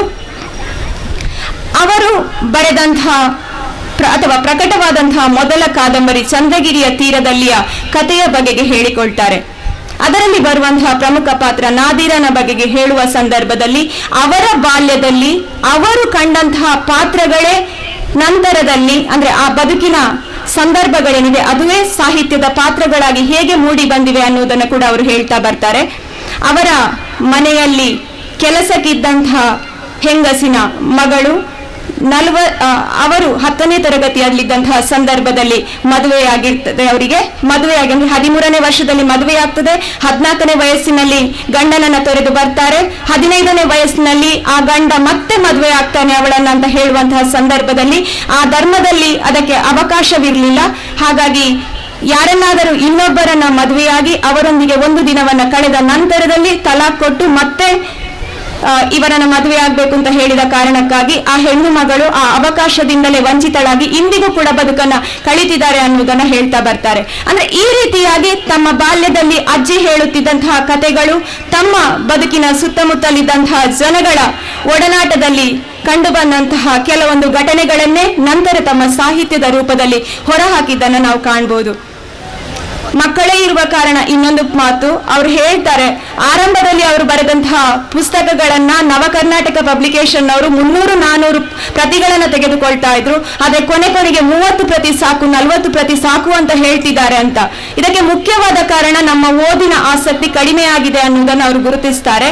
ಹಾಗಾಗಿ ಅವರ ಬದುಕಿನ ಈ ಕಥೆಗಳನ್ನ, ಅವರ ಬದುಕಿನ ಅನುಭವಗಳನ್ನ ಅವರು ಹೇಳಿಕೊಂಡಂತಹ ರೀತಿ ಏನಿದೆ ಅದನ್ನು ಓದುವಂತಹ ಆಸಕ್ತಿ ನಮ್ಮಲ್ಲಿ ಬೆಳೆದಲ್ಲಿ ನಮಗೆ ಇನ್ನಷ್ಟು ಬದುಕಿಗೆ ಪ್ರೇರಣೆ ಪೂರಕ ಆಗ್ಬೋದು ಅಂತ ಅನ್ಕೋತೀನಿ.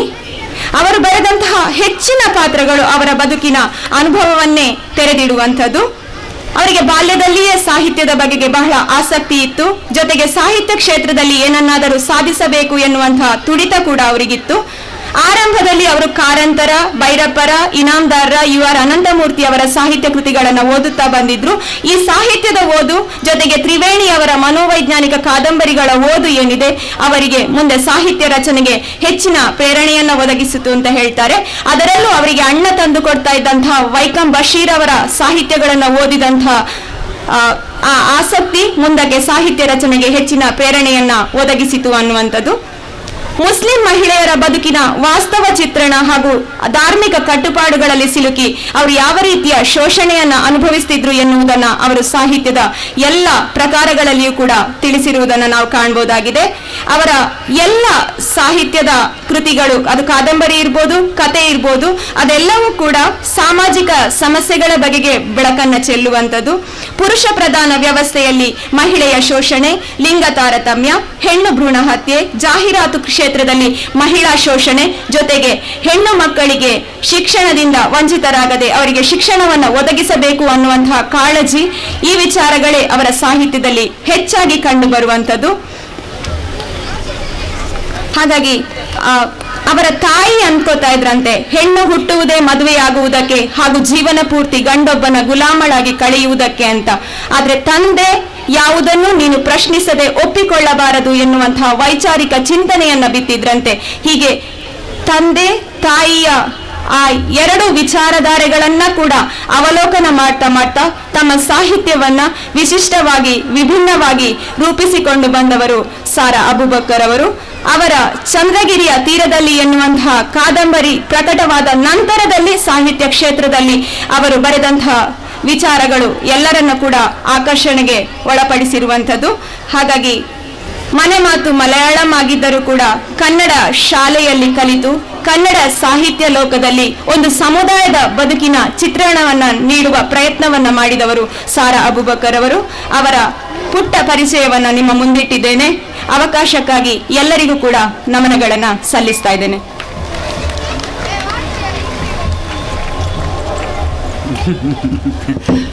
ನಿಲ್ಲಿಸಿ ಕೂತ್ಕೊಳ್ಳೋದು ಅಲ್ಲ, ಬಹಳ ಬೇಗ ಮುಗಿ ಬಂದಿತ್ತು ಮಕ್ಕಳು. ಇನ್ನು ಡ್ಯಾನ್ಸ್ ಎಷ್ಟಿದ್ರು ಮಾಡ್ಬೋದು ಎಂಬ ರೀತಿ.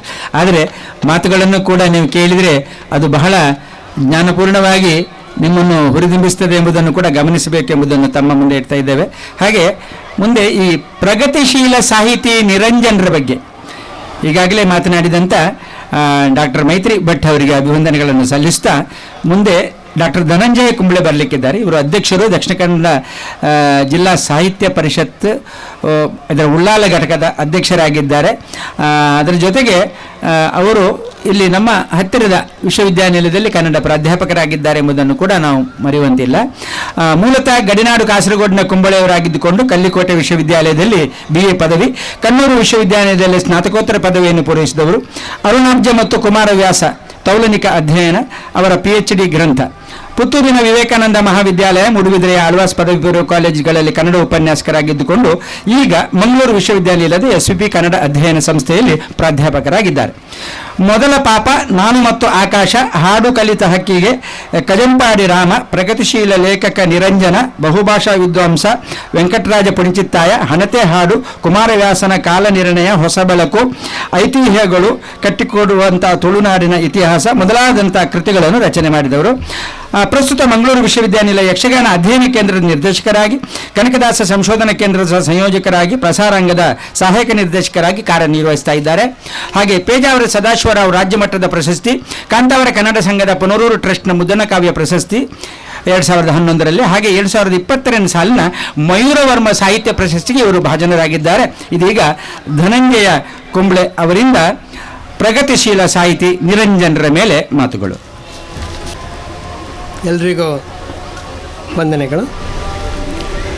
ವಿದ್ಯಾರ್ಥಿಗಳು ಎಲ್ಲರೂ ಒಂದ್ಸಲ ನಾನು ಕರ್ನಾಟಕ ಮಾತೆಗೆ ಅಂತ ಹೇಳ್ತೇನೆ, ನೀವು ಜಯವಾಗಲಿ ಅಂತ ಹೇಳಬೇಕು. ಆಗ್ಬೋದಲ್ಲ? ಕರ್ನಾಟಕ ಮಾತೆಗೆ, ಕರ್ನಾಟಕ ಮಾತೆಗೆ, ರತ್ನೋತ್ಸವಕ್ಕೆ ಎಲ್ಲರೂ ಮಾತುಗಳನ್ನು ಆಲಿಸಿ ಕೇಳಬೇಕು. ಕೊನೆಗೊಂದು ಪ್ರಶ್ನೆ ಕೇಳ್ತೇನೆ, ಉತ್ತರ ಹೇಳಿದ ಒಬ್ಬರಿಗೆ ಒಂದು ಸ್ಮರಣಿಕೆ ಕೊಡ್ತೇನೆ. ಈ ಸಭೆಯ ಮತ್ತು ಈ ಸಮ್ಮೇಳನದ ಸರ್ವಾಧ್ಯಕ್ಷತೆಯನ್ನು ವಹಿಸಿರುವ ಹಿರಿಯರು, ವಿದ್ವಾಂಸರು ಆದ ಡಾಕ್ಟರ್ ಪಾದೇಕಲ್ಲು ವಿಷ್ಣು ಭಟ್ ಅವರಿಗೆ ವಂದಿಸ್ತಾ, ಸಹ ಪ್ರಬಂಧಕರಾಗಿ ನನ್ನ ಜೊತೆಗೆ ಇರುವ ಗೆಳೆಯ ಸುಂದರ್ ಕೆನಾಜೆ, ತ್ರಿವೇಣಿ ಅರಸು ಮತ್ತು ಮೈತ್ರಿ ಭಟ್ ಇವರಿಗೆ ವಂದನೆಗಳನ್ನು ಸಮರ್ಪಿಸಿ ನನ್ನ ಮಾತುಗಳನ್ನು ಆರಂಭಿಸ್ತೇನೆ. ಪ್ರಗತಿಶೀಲ ಲೇಖಕ ನಿರಂಜನರ ಕುರಿತು ನಾನು ಮಾತಾಡಬೇಕು. ಬದುಕಿನಲ್ಲಿ ಅನೇಕ ಕಷ್ಟಗಳು, ಸವಾಲುಗಳು ಅದು ನಮ್ಮನ್ನು ಕಾಡ್ತಾನೇ ಇರ್ತವೆ. ಎಲ್ಲರ ಬದುಕಿನಲ್ಲೂ ಇರ್ತದೆ, ಎಲ್ಲರ ಬದುಕಿನಲ್ಲೂ ಬಡತನ ಇರ್ತದೆ, ಎಲ್ಲರ ಬದುಕಿನಲ್ಲೂ ಕಷ್ಟ ಇರುತ್ತೆ, ಎಲ್ಲರ ಬದುಕಿನಲ್ಲೂ ಸವಾಲುಗಳಿರ್ತವೆ. ಆದರೆ ಆ ಸವಾಲುಗಳನ್ನು ಹೇಗೆ ಸ್ವೀಕರಿಸಬೇಕು, ಅದನ್ನು ಹೇಗೆ ಮೆಟ್ಟಿಲು ಮಾಡಿಕೊಂಡು ನಾವು ಬೆಳಿಬೇಕು ಎನ್ನುವುದನ್ನು ಸಾಧಿಸಿ ತೋರಿಸಿದ ಮಹನೀಯರ ಕುರಿತು ನಾವು ಈ ಗೋಷ್ಠಿಯಲ್ಲಿ ಚಿಂತನೆಯನ್ನು ಮಾಡ್ತಾ ಬಂದಿದ್ದೇವೆ. ಮಕ್ಕಳೇ, ನೀವು ಅಭಿಮಾನ ಪಡಬೇಕು. ಈಗ 3 ಜನ ಹಿರಿಯರ ಬಗ್ಗೆ ಮಾತಾಡಿದೆವು, ಅದಲ್ಲದೆ ಇನ್ನು ಅನೇಕರಿದ್ದಾರೆ. ಅಂತ ಅನೇಕ ಸಾಧಕರು ಬೆಳಗಿದ ನಾಡಿನಲ್ಲಿ ನಾವು ಇವತ್ತು ಬದುಕ್ತಾ ಇದ್ದೇವೆ ಎನ್ನುವುದು ನಮಗೊಂದು ರೋಮಾಂಚನಕಾರಿಯಾದಂಥ ಒಂದು ಅನುಭವ. 1924ರ ಕಾಲ, ತುಂಬ ಹಿಂದೆ. ನೀವು ಸುಳ್ಯದಿಂದ ಪಕ್ಕದಲ್ಲಿ ಕಾವು ಅಂತ ಒಂದು ಊರಿದೆ. ಆ ಊರಿನಲ್ಲಿ ಒಂದು ಬಸ್ ಸ್ಟ್ಯಾಂಡ್ ಇದೆ. ಮೇಲೆ ಘಾಟಿ ಎಲ್ಲ ಇಳಿದು ಬಂದ ಮೇಲೆ ಒಂದು ಬಸ್ ಸ್ಟ್ಯಾಂಡ್ ಇದೆ. ಆ ಬಸ್ ಸ್ಟ್ಯಾಂಡ್ ಪಕ್ಕ ಒಂದು ಪುಟ್ಟ ಅಂಗಡಿ, ಹೋಟೆಲ್. ಅದರ ಪಕ್ಕ ಒಂದು ಗೂಡಂಗಡಿ. ಆ ಗೂಡಂಗಡಿಯಲ್ಲಿ ಒಬ್ಬ ಪುಟಾಣಿ ಬಾಲಕ, ಸಣ್ಣ ಹುಡುಗ, ಇನ್ನೂ 5 ವರ್ಷದ ಬಾಲಕ. ಆತ ಬೀಡ ಕಟ್ಟುತ್ತಾ, ಬೀಡಿಯಲ್ಲ ಬೀಡ, ಅಮ್ಮನ ಜೊತೆಗೆ ಬೀಡ ಕಟ್ಟುತ್ತಾ ಆ ಹೋಟೆಲ್ಗೆ ಬಂದು ಹೋಗುವವರಿಗೆಲ್ಲ ಬೀಡವನ್ನು ಮಾರಾಟ ಮಾಡ್ತಾ ಬದುಕ್ತಾ ಇದ್ದ. ಬೆಳಗಿನ ಹೊತ್ತು ಶಾಲೆಗೆಲ್ಲ ಮಕ್ಕಳು ಹೊರಡ್ತಾ ಇರಬೇಕಿದ್ರೆ ಇವನು ಕೂಡ ಅಮ್ಮನ ಹತ್ರ ಹೋಗಿ ಅಮ್ಮನ ಕೆನ್ನೆಗೆ ಮುತ್ತಿಕ್ಕಿ ಬ್ಯಾಗನ್ನು ಹಾಕ್ಕೊಂಡು ಎಲ್ಲರ ಜೊತೆಗೆ ಶಾಲೆಗೆ ಹೋಗ್ತಾ ಇದ್ದ.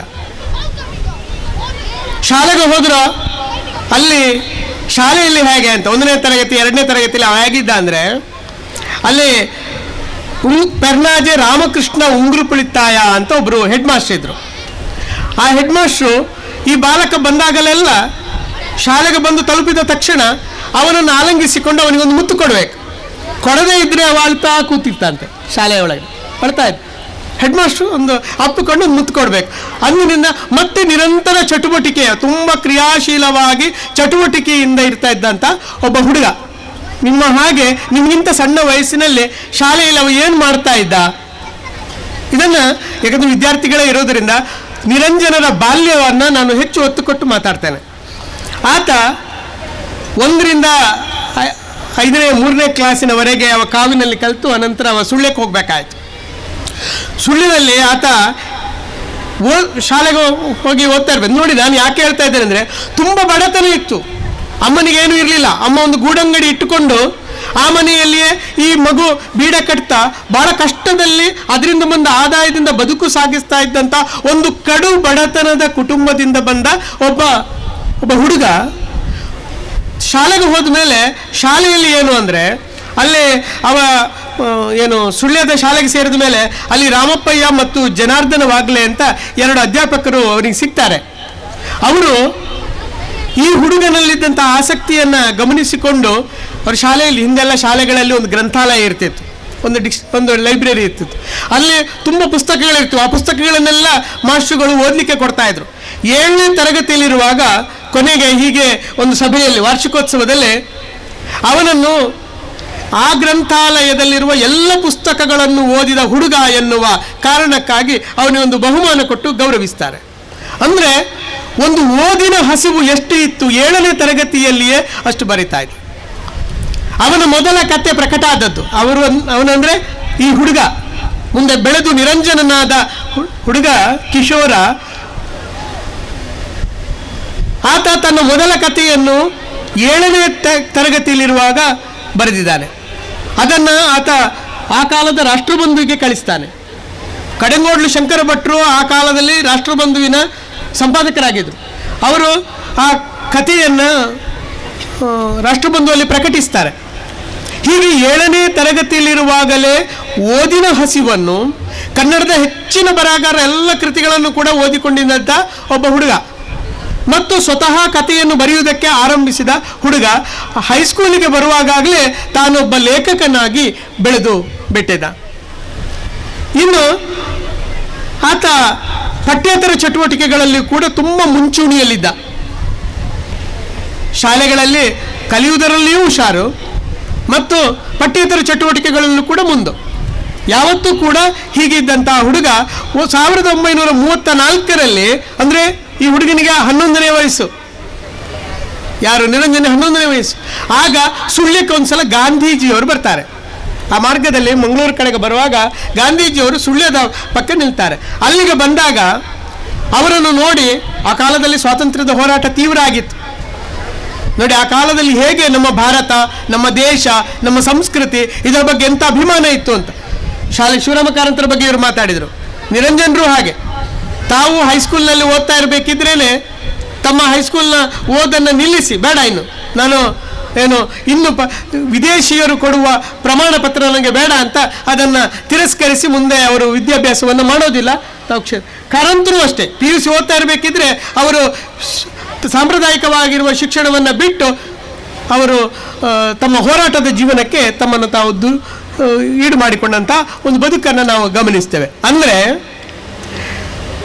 ಗಾಂಧೀಜಿಯವರನ್ನು ನೋಡಿ ಅವತ್ತೇ ಒಂದು ತೀರ್ಮಾನ ತಗೊಳ್ತಾರೆ. ಎಳೆಯ ಬಾಲಕ, 11ರ ಬಾಲಕ, ಏನಂದರೆ ನಾನು ಇನ್ನು ಜೀವಮಾನ ಇಡೀ ಬೇರೆ ಬಟ್ಟೆ ಹಾಕೋದಿಲ್ಲ, ಖಾದಿ ಬಟ್ಟೆಯನ್ನು ಹೊರತುಪಡಿಸಿ ಬೇರೆ ಬಟ್ಟೆ ಹಾಕಲ್ಲ ಅಂತ ಜೀವಮಾನ ಇಡೀ ಅದನ್ನು ಪಾಲಿಸಿಕೊಂಡು ಬರ್ತಾರೆ. ಇಡೀ ಬದುಕಿನ ಉದ್ದಕ್ಕೂ ಕೂಡ ಅವರು ಖಾದಿಧಾರಿಯಾಗಿ 11ನೇ ವಯಸ್ಸಿನಲ್ಲಿ ತೆಗೆದುಕೊಂಡ ತೀರ್ಮಾನವನ್ನು ಬದುಕಿನ ಉದ್ದಕ್ಕೂ ಅವರು ಉಳಿಸಿಕೊಂಡು ಬರ್ತಾರೆ.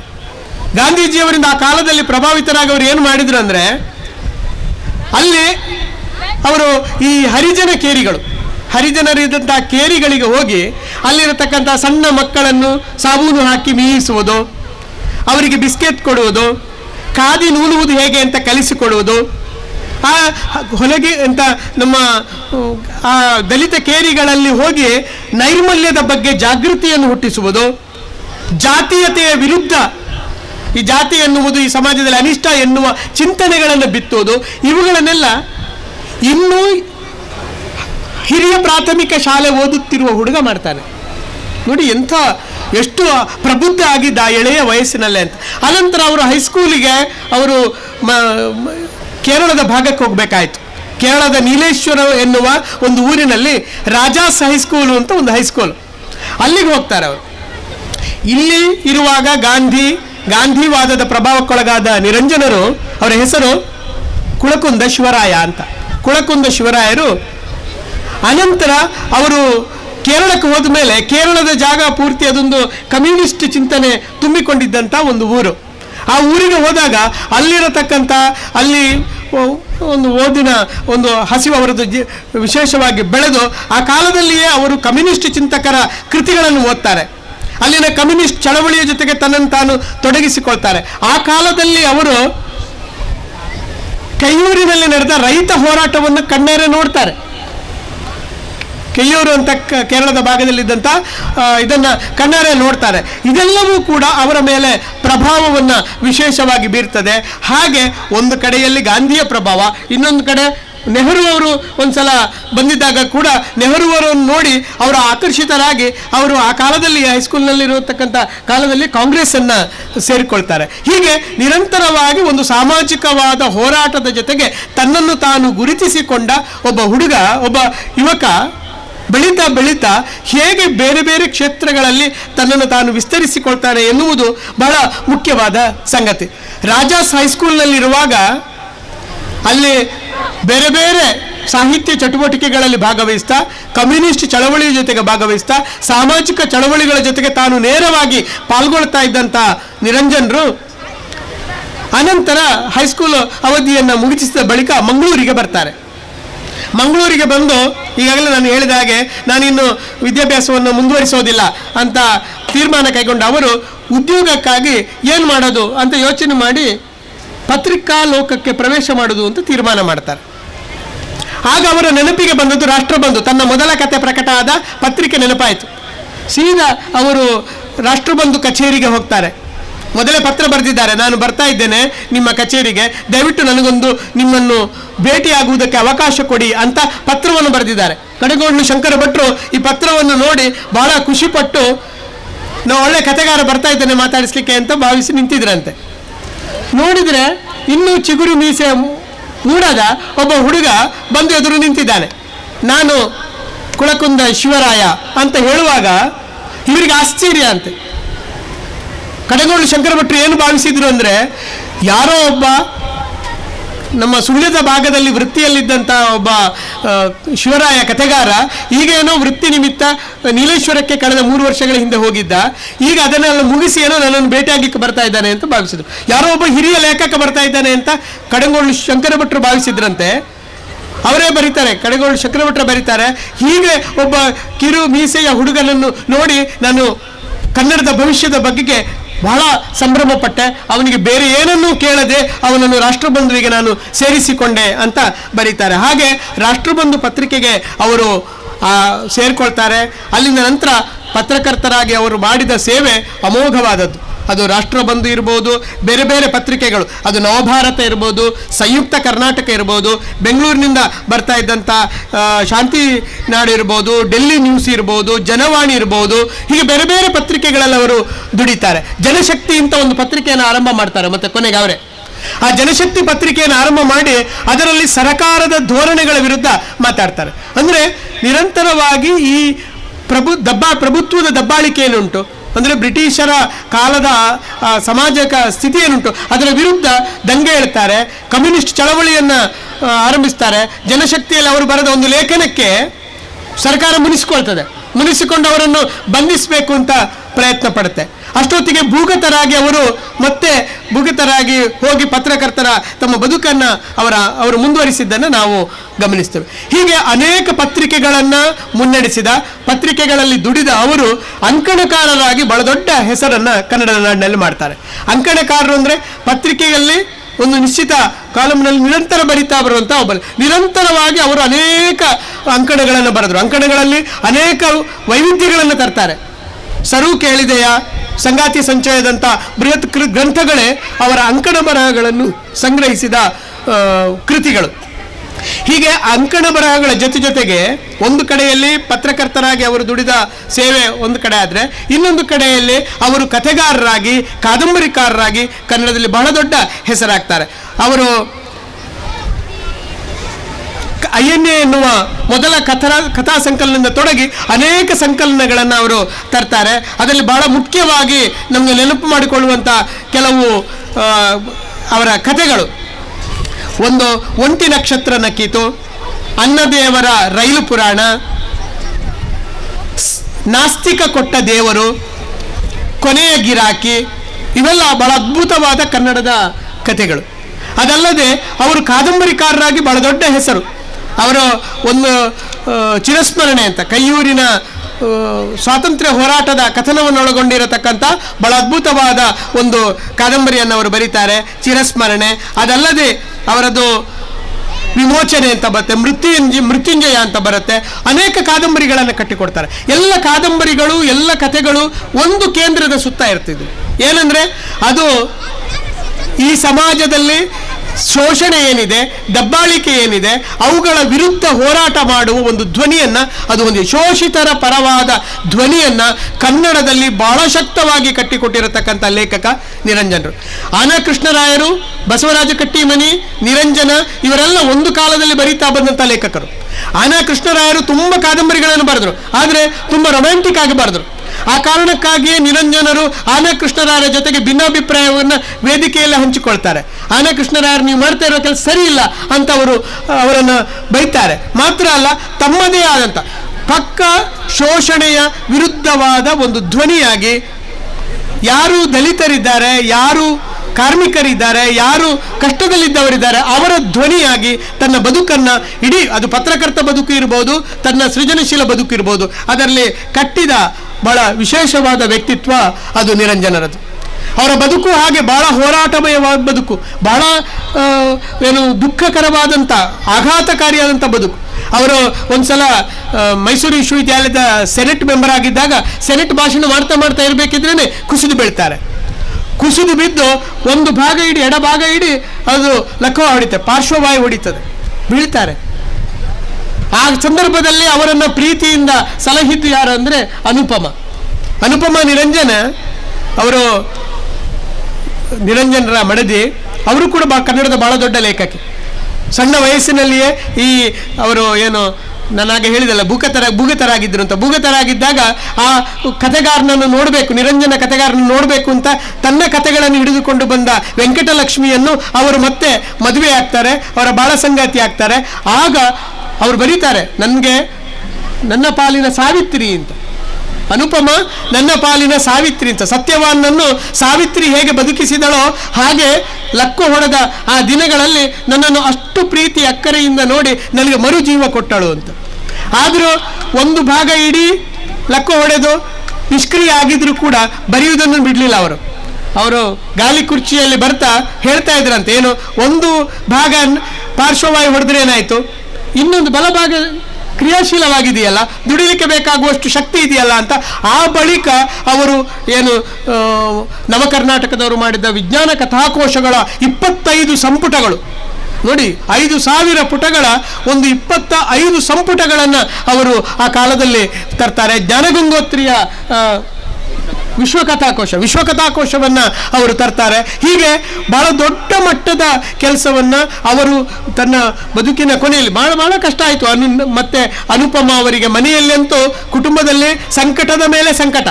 ಇವರಿಗೆ ಪಾರ್ಶ್ವವಾಯು ಹೊಡೆದು ಇನ್ನು ಸ್ವಲ್ಪ ವರ್ಷದಲ್ಲಿಯೇ ಅನುಪಮ ಅವರಿಗೆ ಕ್ಯಾನ್ಸರ್ ಬಂದು ಅವರು ಕಷ್ಟದಲ್ಲಿದ್ದರು. ಇವೆಲ್ಲದರ ನಡುವೆನೂ ಅನುಪಮ ಮತ್ತು ನಿರಂಜನ ಇಬ್ಬರು ಕೂಡ ಧೃತಿಗೆಡದೆ ಕನ್ನಡಕ್ಕಾಗಿ, ಇಲ್ಲಿರತಕ್ಕಂಥ ಶೋಷಿತರ ಪರವಾದ ಧ್ವನಿಯಾಗಿ ಅವರು ತಮ್ಮ ಬದುಕನ್ನು ಕಟ್ಟಿಕೊಂಡದ್ದನ್ನು ನಾವು ನೆನಪು ಮಾಡಿಕೊಳ್ಬೋದು. ಈ ವರ್ಷ ನಿರಂಜನರ, ಕುಳಕುಂದ ಶಿವರಾಯರ ಜನ್ಮ ಶತಮಾನೋತ್ಸವ 100 ವರ್ಷ ಆಯಿತು. ಈ ವೇದಿಕೆಯಲ್ಲಿ ಅವರನ್ನು ನೆನಪು ಮಾಡಿಕೊಳ್ತಾ ಇರುವುದು ಬಹಳ ಸಂತೋಷದ ಸಂಗತಿ. ಯಾಕಂದರೆ ನಮ್ಮ ಊರಿನ ಒಬ್ಬ ಲೇಖಕ, ಈ ಕರಾವಳಿಯ ಲೇಖಕ ಅಂತ ನಮ್ಗೆ ಗೊತ್ತೇ ಇಲ್ಲ. ಕಾರಂತರ ನಾವು ನೆನಪು ಮಾಡಿಕೊಳ್ತೇವೆ, ಸಾರಾ ಅಬೂಬಕರ್ ನೆನಪು ಮಾಡಿಕೊಳ್ತೇವೆ, ಕುದ್ಮಲ್ರನ್ನ ನೆನಪು, ಆದರೆ ನಿರಂಜನರು ಅನೇಕರಿಗೆ ನಮ್ಗೆ ಇಲ್ಲಿ ಗೊತ್ತೇ ಇಲ್ಲ. ಅವರು ಈ ಭಾಗದ ಲೇಖಕ ಅಂತಲೇ ನಾವು ಮರೆತೇ ಬಿಟ್ಟು ಹೋಗಿದ್ದೇವೆ. 100 ವರ್ಷ ಆದ ಈ ಸಂದರ್ಭ ನಿಜವಾಗಿ ಈ ನಾಡಿನಾದ್ಯಂತ ಅದೊಂದು ಉತ್ಸವ ರೂಪಿ ಆಗಬೇಕಾಗಿತ್ತು. ಆದರೆ ರತ್ನೋತ್ಸವದಲ್ಲಿ ಅದಕ್ಕೊಂದು ಅವಕಾಶ ಪ್ರಾಪ್ತ ಆಗಿರೋದು ನಿಜಕ್ಕೂ ಸಂತೋಷದ ಒಂದು ಸಂಗತಿ. ನಾವು ತುಳುನಾಡಿನವರಂತೂ ಖಂಡಿತ ಮರಿಬಾರದು. ಯಾಕೆ ಮರಿಬಾರ್ದು ಅಂದರೆ, ಅವರು ತಮ್ಮ ಪತ್ರಕರ್ತ ಜೀವನವನ್ನು ಆರಂಭದಲ್ಲಿ ಮಂಗಳೂರಿನಲ್ಲೇ ನಾನು ಸುಮಾರು 5 ವರ್ಷಗಳ ಕಾಲ ನಿರಂತರ ಪತ್ರಕರ್ತರ ಬದುಕನ್ನು ಇಲ್ಲಿ ಬದುಕಿ ಇಲ್ಲಿ ಅನೇಕ ಸಂಘಟನೆ ಪತ್ರಕರ್ತರ ಸಮ್ಮೇಳನ ಮಾಡಿದ್ದಾರೆ, ವಿದ್ಯಾರ್ಥಿ ಸಮ್ಮೇಳನ ಮಾಡಿದ್ದಾರೆ, ಬೇರೆ ಬೇರೆ ಸಂಘಟನಾತ್ಮಕ ಕೆಲಸವನ್ನು ಮಾಡಿದ್ದಾರೆ. ಮಾತ್ರ ಅಲ್ಲ, ಮೊದಲಿಗೆ ಅವರು ಬರೆದದ್ದು ತುಳುವಿನಲ್ಲಿ. ಅವರು ತುಳು ಮಾತೃಭಾಷಿಕರು. ನಿರಂಜನರ ಮನೆ ಅವರ ಅಮ್ಮ ತುಳು ಮಾತಾಡ್ತಾ ಇದ್ರು. ಅವರು ಆರಂಭದ ದಿನಗಳಲ್ಲಿ ರಾಮೆ ಅಂತ ಒಂದು ಕತೆ ಬರೀತಾರೆ. ಆರಂಭದವರ ಕತೆ ತುಳುವಿನಲ್ಲಿ ಪ್ರಕಟ ಆಯಿತು. ರಾಮೆ ಅಂತ ಅದರ ಹೆಸರು. ಜಾತಿಗೆ ಸೂಬುರಡೆ ಈತ್ನೆಟ ಏನನ್ನು ಸಾಂಕದೇರತ್ತ ಅಂತ ಸಾಂಕದೇರತ್ತ ಅಂತ ಹೇಳುವ ಒಂದು ಸಾಲು ಆ ಕಥೆಯೊಳಗಡೆ ಬರ್ತದೆ. ಎಂಥ ಯೋಚನೆ ಆ ಕಾಲದಲ್ಲಿ ಇತ್ತು ಆ ಹುಡುಗ, ಆ ಸಣ್ಣ ಪ್ರಾಯದಲ್ಲಿ ಅಂತ ಅನ್ನೋದನ್ನು ಗಮನಿಸಬೇಕು. ತಪ್ಪು ಏರೆನ, ಸಮಾಜಗಾಹುತಿ, ಮಾತಲ ಈರನವೇ, ಈ ತರಹದ ರಚನೆಗಳನ್ನು, ಕಥೆಗಳನ್ನು ಅವರು ಆರಂಭದ ದಿನಗಳಲ್ಲಿ ತುಳುವಿನಲ್ಲಿ ಬರೆದಿದ್ರು. ಸುಳ್ಯದ ಮಮ್ಮದೆ, ಕಿಶೋರೆ, ಈ ಥರದ ಹೆಸರುಗಳಲ್ಲಿ, ಉಪನಾಮಗಳಲ್ಲಿ ಅವರು ಬರಿತಾ ಇದ್ರು ಆ ಕಾಲದಲ್ಲಿ ಅಂತ. ಅಂದರೆ ಮಮ್ಮದೆ ಅಂದರೆ ಅವರ ಗೆಳೆಯ ಅಂತೆ. ಆ ಗೆಳೆಯ ಅವರ ಹೆಸರಿನಲ್ಲಿ ಇವರು ಕಥೆ ಬರೀತಾ ಇದ್ರು, ಸುಳ್ಯದ ಮಮ್ಮದೆ ಅಂತ. ಹೀಗೆ ಬಹಳ ವಿಸ್ತಾರವಾದ ಒಂದು ಬದುಕನ್ನು, ತುಂಬು ಬದುಕನ್ನು, ಹೋರಾಟದ ಬದುಕನ್ನು, ನಮಗೆಲ್ಲ ಸ್ಫೂರ್ತಿದಾಯಕವಾಗಬಹುದಾದಂಥ ಕಷ್ಟಗಳು ಬಂದರೆ ಕೈ ಚೆಲ್ಲಿ ಕುಳಿತುಕೊಳ್ಳುವುದಲ್ಲ, ಎಡಪಾರ್ಶ್ವ ಏನು ನಿಷ್ಕ್ರಿಯ ಆದರೂ ಕೂಡ ಬಲಪಾರ್ಶ್ವ ಉಂಟಲ್ಲ ಎನ್ನುವ ಒಂದು ಧ್ಯೇಯದಿಂದ ಮತ್ತೆ ಹೋರಾಟದ ಬದುಕನ್ನು ಕಟ್ಟಿಕೊಳ್ಳುವ ಇಂಥ ವ್ಯಕ್ತಿತ್ವಗಳು ನಿಜಕ್ಕೂ ನಮಗೆ ಪ್ರೇರಣಾದಾಯಿಯಾದದ್ದು ಅಂತ ಹೇಳ್ತಾ, ಅವರ ಚೇತನಕ್ಕೆ ನನ್ನ ನಮಸ್ಕಾರಗಳನ್ನು ಹೇಳ್ತಾ, ಆಗ ಒಂದು ಮಾತು ಹೇಳಿದ್ದೆ, ಒಂದು ಪ್ರಶ್ನೆ ಕೇಳ್ತೇನೆ ಅಂತ. ಯಾರು ಬೇಕಿದ್ರೂ ಉತ್ತರಿಸ್ಬೋದು. ನಿರಂಜನರ ಒಂದು ಕಾದಂಬರಿಯ ಹೆಸರು ಹೇಳಿ, ಕೈ ಎತ್ತಿ ಗೊತ್ತಿದ್ದವರು. ನಿರಂಜನರ ಒಂದು ಕಾದಂಬರಿಯ ಹೆಸರು ಹೇಳಿ. ಕಾದಂಬರಿಯ ಹೆಸರು, ಒಂದು ಕಾದಂಬರಿ. ಮಕ್ಕಳು ಯಾರಾದರೂ? ಇಲ್ಲ. ಬನ್ನಿ ಬನ್ನಿ ಬನ್ನಿ.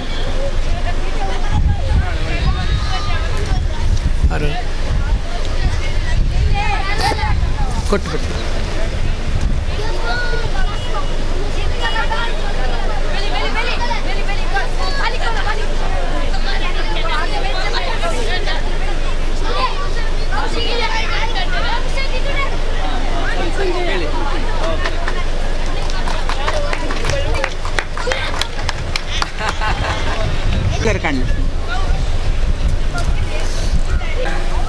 ಪ್ರಗತಿಶೀಲ ಸಾಹಿತಿ ನಿರಂಜನರ ಮೇಲೆ ಡಾಕ್ಟರ್ ಧನಂಜಯ ಕುಂಬಳೆ ಇವರು ಉಪನ್ಯಾಸವನ್ನು ನೀಡಿದ್ದಾರೆ. ನಿಜವಾಗಿಯೂ ಕೂಡ ಇದು ಯಾಕೆ ಹೇಳಿದ್ದಾರೆ ಅಂತ ಹೇಳಿದರೆ, ಒಂದು ವಿದ್ಯಾರ್ಥಿಗಳ ಪ್ರಾಥಮಿಕ ಮತ್ತು ಪ್ರೌಢ ಅವಧಿಯ ಮೇಲಿನ ಒಂದು ಆಸಕ್ತಿ ಅವನನ್ನು ಎಲ್ಲಿವರೆಗೆ ಕೊಂಡೋಗ್ತದೆ ಎಂಬಂಥ ಒಂದು ನಿದರ್ಶನದ ಒಂದು ಉಪನ್ಯಾಸ ಇದು. ಬಹಳ ಉತ್ತಮ ರೀತಿಯಲ್ಲಿ ಮಂಡಿಸಿದ್ದಾರೆ. ಅದೇ ರೀತಿಯಲ್ಲಿ ಒಂದು ಪ್ರಶ್ನೆಯನ್ನು ಕೇಳಿದ್ದಾರೆ.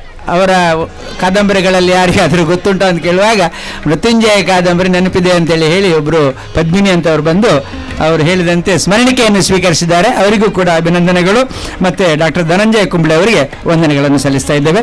ಇದೀಗ ಒಂದು 4 ಮಂದಿ ಉಪನ್ಯಾಸಕರ ಈ ಒಂದು ಮೇಲೆ ಒಂದು ಸಮನ್ವಯ ಮಾತುಗಳನ್ನು ಆಡಲಿಕ್ಕೆ ಸರ್ವಾಧ್ಯಕ್ಷರಿಗೆ ಒಂದು ಸ್ವಲ್ಪ ಸಮಯ ಕೊಡುವ. ಗೆಳೆಯರೇ, ಇಲ್ಲಿ ಸಮನ್ವಯದ ಪ್ರಶ್ನೆ ಇಲ್ಲ. 4 ವಿಷಯಗಳು, ಆದರೆ ಆ 4 ನಮ್ಮ ಹಿರಿಯರ ಬಗೆಗಿರುವಂತಹದ್ದು. ನಾವು ಗಮನಿಸಬೇಕಾದಂತಹದ್ದು, ವಿದ್ಯಾರ್ಥಿಗಳು ಮುಖ್ಯವಾಗಿ ಗಮನಿಸಬೇಕು. ನಮ್ಮ ಸಂಸ್ಕೃತಿ ಅಂತೆಲ್ಲ ನಾವು ಹೇಳ್ತೇವೆ, ಅದರಲ್ಲಿ ಒಂದು ಮುಖ್ಯವಾದಂತಹ ವಿಷಯ ನಮ್ಮ ಹಿರಿಯರನ್ನು ನೆನಪು ಮಾಡಿಕೊಳ್ಳುವಂತಹದ್ದು. ನನ್ನ ತರಗತಿಗಳು, ನಾನೊಬ್ಬ ಅಧ್ಯಾಪಕನಾಗಿದ್ದವನು, ನನ್ನ ತರಗತಿಗಳಲ್ಲಿ ಹೇಳಿದ್ದೇನೆ, ನಿಮ್ಮ ತಂದೆ ಹೆಸರು ಗೊತ್ತುಂಟಾ ಅಂತ ಕೇಳಿದ್ರೆ ಗೊತ್ತುಂಟು ಅಂತ. ತಾಯಿಯ ಹೆಸರು ಗೊತ್ತುಂಟಾ? ಗೊತ್ತುಂಟು, ಅದು ಗೊತ್ತಿದ್ದೇ ಇರ್ತದೆ. ಆದರೂ ಪ್ರಶ್ನೆ ಕೇಳೋದು, ಅಜ್ಜನ ಹೆಸರು ಗೊತ್ತುಂಟಾ ಅಂತ ಕೇಳಿದರೆ ತಂದೆಯ ಹೆಸರು ಎಷ್ಟೋ ಜನಕ್ಕೆ ಗೊತ್ತಿಲ್ಲ. ಗೊತ್ತುಂಟು ಅಂತ ಹೇಳಿದವರು ಕೆಲವರು. ಆಯಿತು, ತಂದೆಯ ತಂದೆ ಅಜ್ಜ, ಅಜ್ಜನ ತಂದೆಯ ಹೆಸರು ಗೊತ್ತುಂಟಾ ಅಂತ ಕೇಳಿದರೆ ಇಡೀ ತರಗತಿಯಲ್ಲಿ ಒಂದು ಕೈ ಮೇಲೆ ಬರ್ತಿತ್ತೋ ಇಲ್ವೋ ಅಷ್ಟೇ. ಹಾಗೆ ತಂದೆಯ ಅಜ್ಜಿಯ ಹೆಸರು ಗೊತ್ತುಂಟು ಅಂತ ಕೇಳಿದರೆ ಇನ್ನೂ ಇಲ್ಲವೇ ಇಲ್ಲ. ನಾವು ಇತಿಹಾಸ ಅಂತ ಹೇಳ್ತೇವೆ, ಹಿಂದಿನ ಕಾಲದಲ್ಲಿ ಆಗಿ ಹೋದವರು ಅವರು ಇವರು ಎಲ್ಲ ನೆನಪು ಮಾಡಿಕೊಳ್ತೇವೆ. ನಾವು ನೆನಪು ಮಾಡಿಕೊಳ್ಳುವಾಗ ನಮ್ಮ ಹಿರಿಯರು ಹೇಗೆ ಬದುಕಿದ್ರು ಅಂತ ಹೇಳುವಂಥದ್ದನ್ನು ಕೂಡ ನೆನಪು ಮಾಡಿಕೊಳ್ಬೇಕು. ಅವರು ಬಡವರಾಗಿರ್ಬೋದು, ಆದರೆ ಅವರು ನಮ್ಮ ಮೇಲೆ ಪ್ರೀತಿಯನ್ನು ಇರಿಸಿದ್ದಾರೆ. ನಾನು ಕಾಲೇಜಿನಲ್ಲಿ ಪ್ರಿನ್ಸಿಪಾಲ್ನಾಗಿ ಕೆಲಸ ಮಾಡಿದ್ದೇನೆ. ಆಗ ಎಷ್ಟೋ ಜನ ಮಕ್ಕಳನ್ನು ಸೇರಿಸಲಿಕ್ಕೆ ಬರುವಂಥವರಿದ್ದರು. ಆವಾಗ ಕಾಲೇಜಿಗೆ PUC ಆದಮೇಲೆ ಬರುವಂತಹದ್ದು, ತಂದೆ ತಾಯಿಯನ್ನು ಕರ್ಕೊಂಡು ಬರಬೇಕು, ತಂದೆ ಅಥವಾ ತಾಯಿ ಬರಬೇಕು ಅಂತ ಹೇಳಿದರೆ ಅವ್ರು ಯಾರನ್ನೋ ಕರ್ಕೊಂಡು ಬರ್ತಾಯಿದ್ರು. ಆವಾಗ ನಾನು ಕೇಳೋದಿತ್ತು, ಇದೇ ತಂದೆ ಅಥವಾ ತಾಯಿ ಇಲ್ವಾ ಅಂತ. ಅವರು ಹೆಬ್ಬೆಟ್ಟು ಸರ್, ಅವರು ಹೆಬ್ಬೆಟ್ಟು ಅಂದರೆ ಅವರಿಗೆ ಅಕ್ಷರ ಬರುವುದಿಲ್ಲ, ದಸ್ಕತ್ ಹಾಕ್ಲಿಕ್ಕೆ ಬರುವುದಿಲ್ಲ, ಸಹಿ ಹಾಕ್ಲಿಕ್ಕೆ ಬರುವುದಿಲ್ಲ, ಆದ್ದರಿಂದ ನಾನು ಇನ್ನೊಬ್ಬರನ್ನು ಕರ್ಕೊಂಡು ಬಂದಿದ್ದೇನೆ ಅಂತ ಹೇಳೋದು. ಇಲ್ಲ, ಅವರು ಹೆಬ್ಬೆಟ್ಟೇ ಇರ್ಬೋದು, ಹೆಬ್ಬೆಟ್ಟಿನವರೇ ಇರ್ಬೋದು, ಆದರೆ ಮಗ ಓದಬೇಕು, ಕಲಿಬೇಕು, ಒಳ್ಳೆಯದಾಗಬೇಕು ಅಂತ ಹೇಳುವಂಥ ಅಪೇಕ್ಷೆ ಹೊರತ ಉಂಟಲ್ಲ, ಮಗ ಎಲ್ಲಿ ಕಲಿತಾನೆ ಅಂತ ಹೇಳುವಂಥದ್ದು ಅವರಿಗೆ ಗೊತ್ತಬೇಕಲ್ಲ. ಆದ್ದರಿಂದ ಈ ಸಲ ಬರಲಿಲ್ಲ, ಇನ್ನೊಂದು ಸಲ ಆದರೂ ಕರ್ಕೊಂಡು ಬರಬೇಕು ಅಂತ ನಾನು ಹೇಳ್ತಾ ಇದ್ದೆ. ಯಾಕೆ ನಮ್ಮ ತಂದೆ ತಾಯಿಯ ಬಗ್ಗೆ ನಾವು ಹೀನ ಭಾವನೆಯನ್ನು ಇರಿಸಿಕೊಳ್ಳಬಾರದು. ಅವರು ಹೆಬ್ಬೆಟ್ಟು ಅಂತ ಹೇಳೋದ್ರಲ್ಲಿ ನಾವು ಸಣ್ಣದಾಗಬೇಕಾಗಿಲ್ಲ, ನಾವು ಕಲಿಬಹುದಲ್ಲ.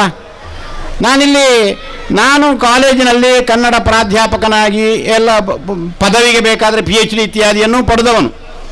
ಆದರೆ ನನ್ನ ತಾಯಿ 5ನೇ ಕ್ಲಾಸ್ ಮಾತ್ರ ಓದಿದ್ದು ಅಂತ ಹೇಳಿದ್ರೆ ನಾನು ಹೇಳಿದೆ ಆಗ, ಅದರಲ್ಲಿ ಏನೂ ತೊಂದರೆ ಆಗಲಿಕ್ಕಿಲ್ಲ.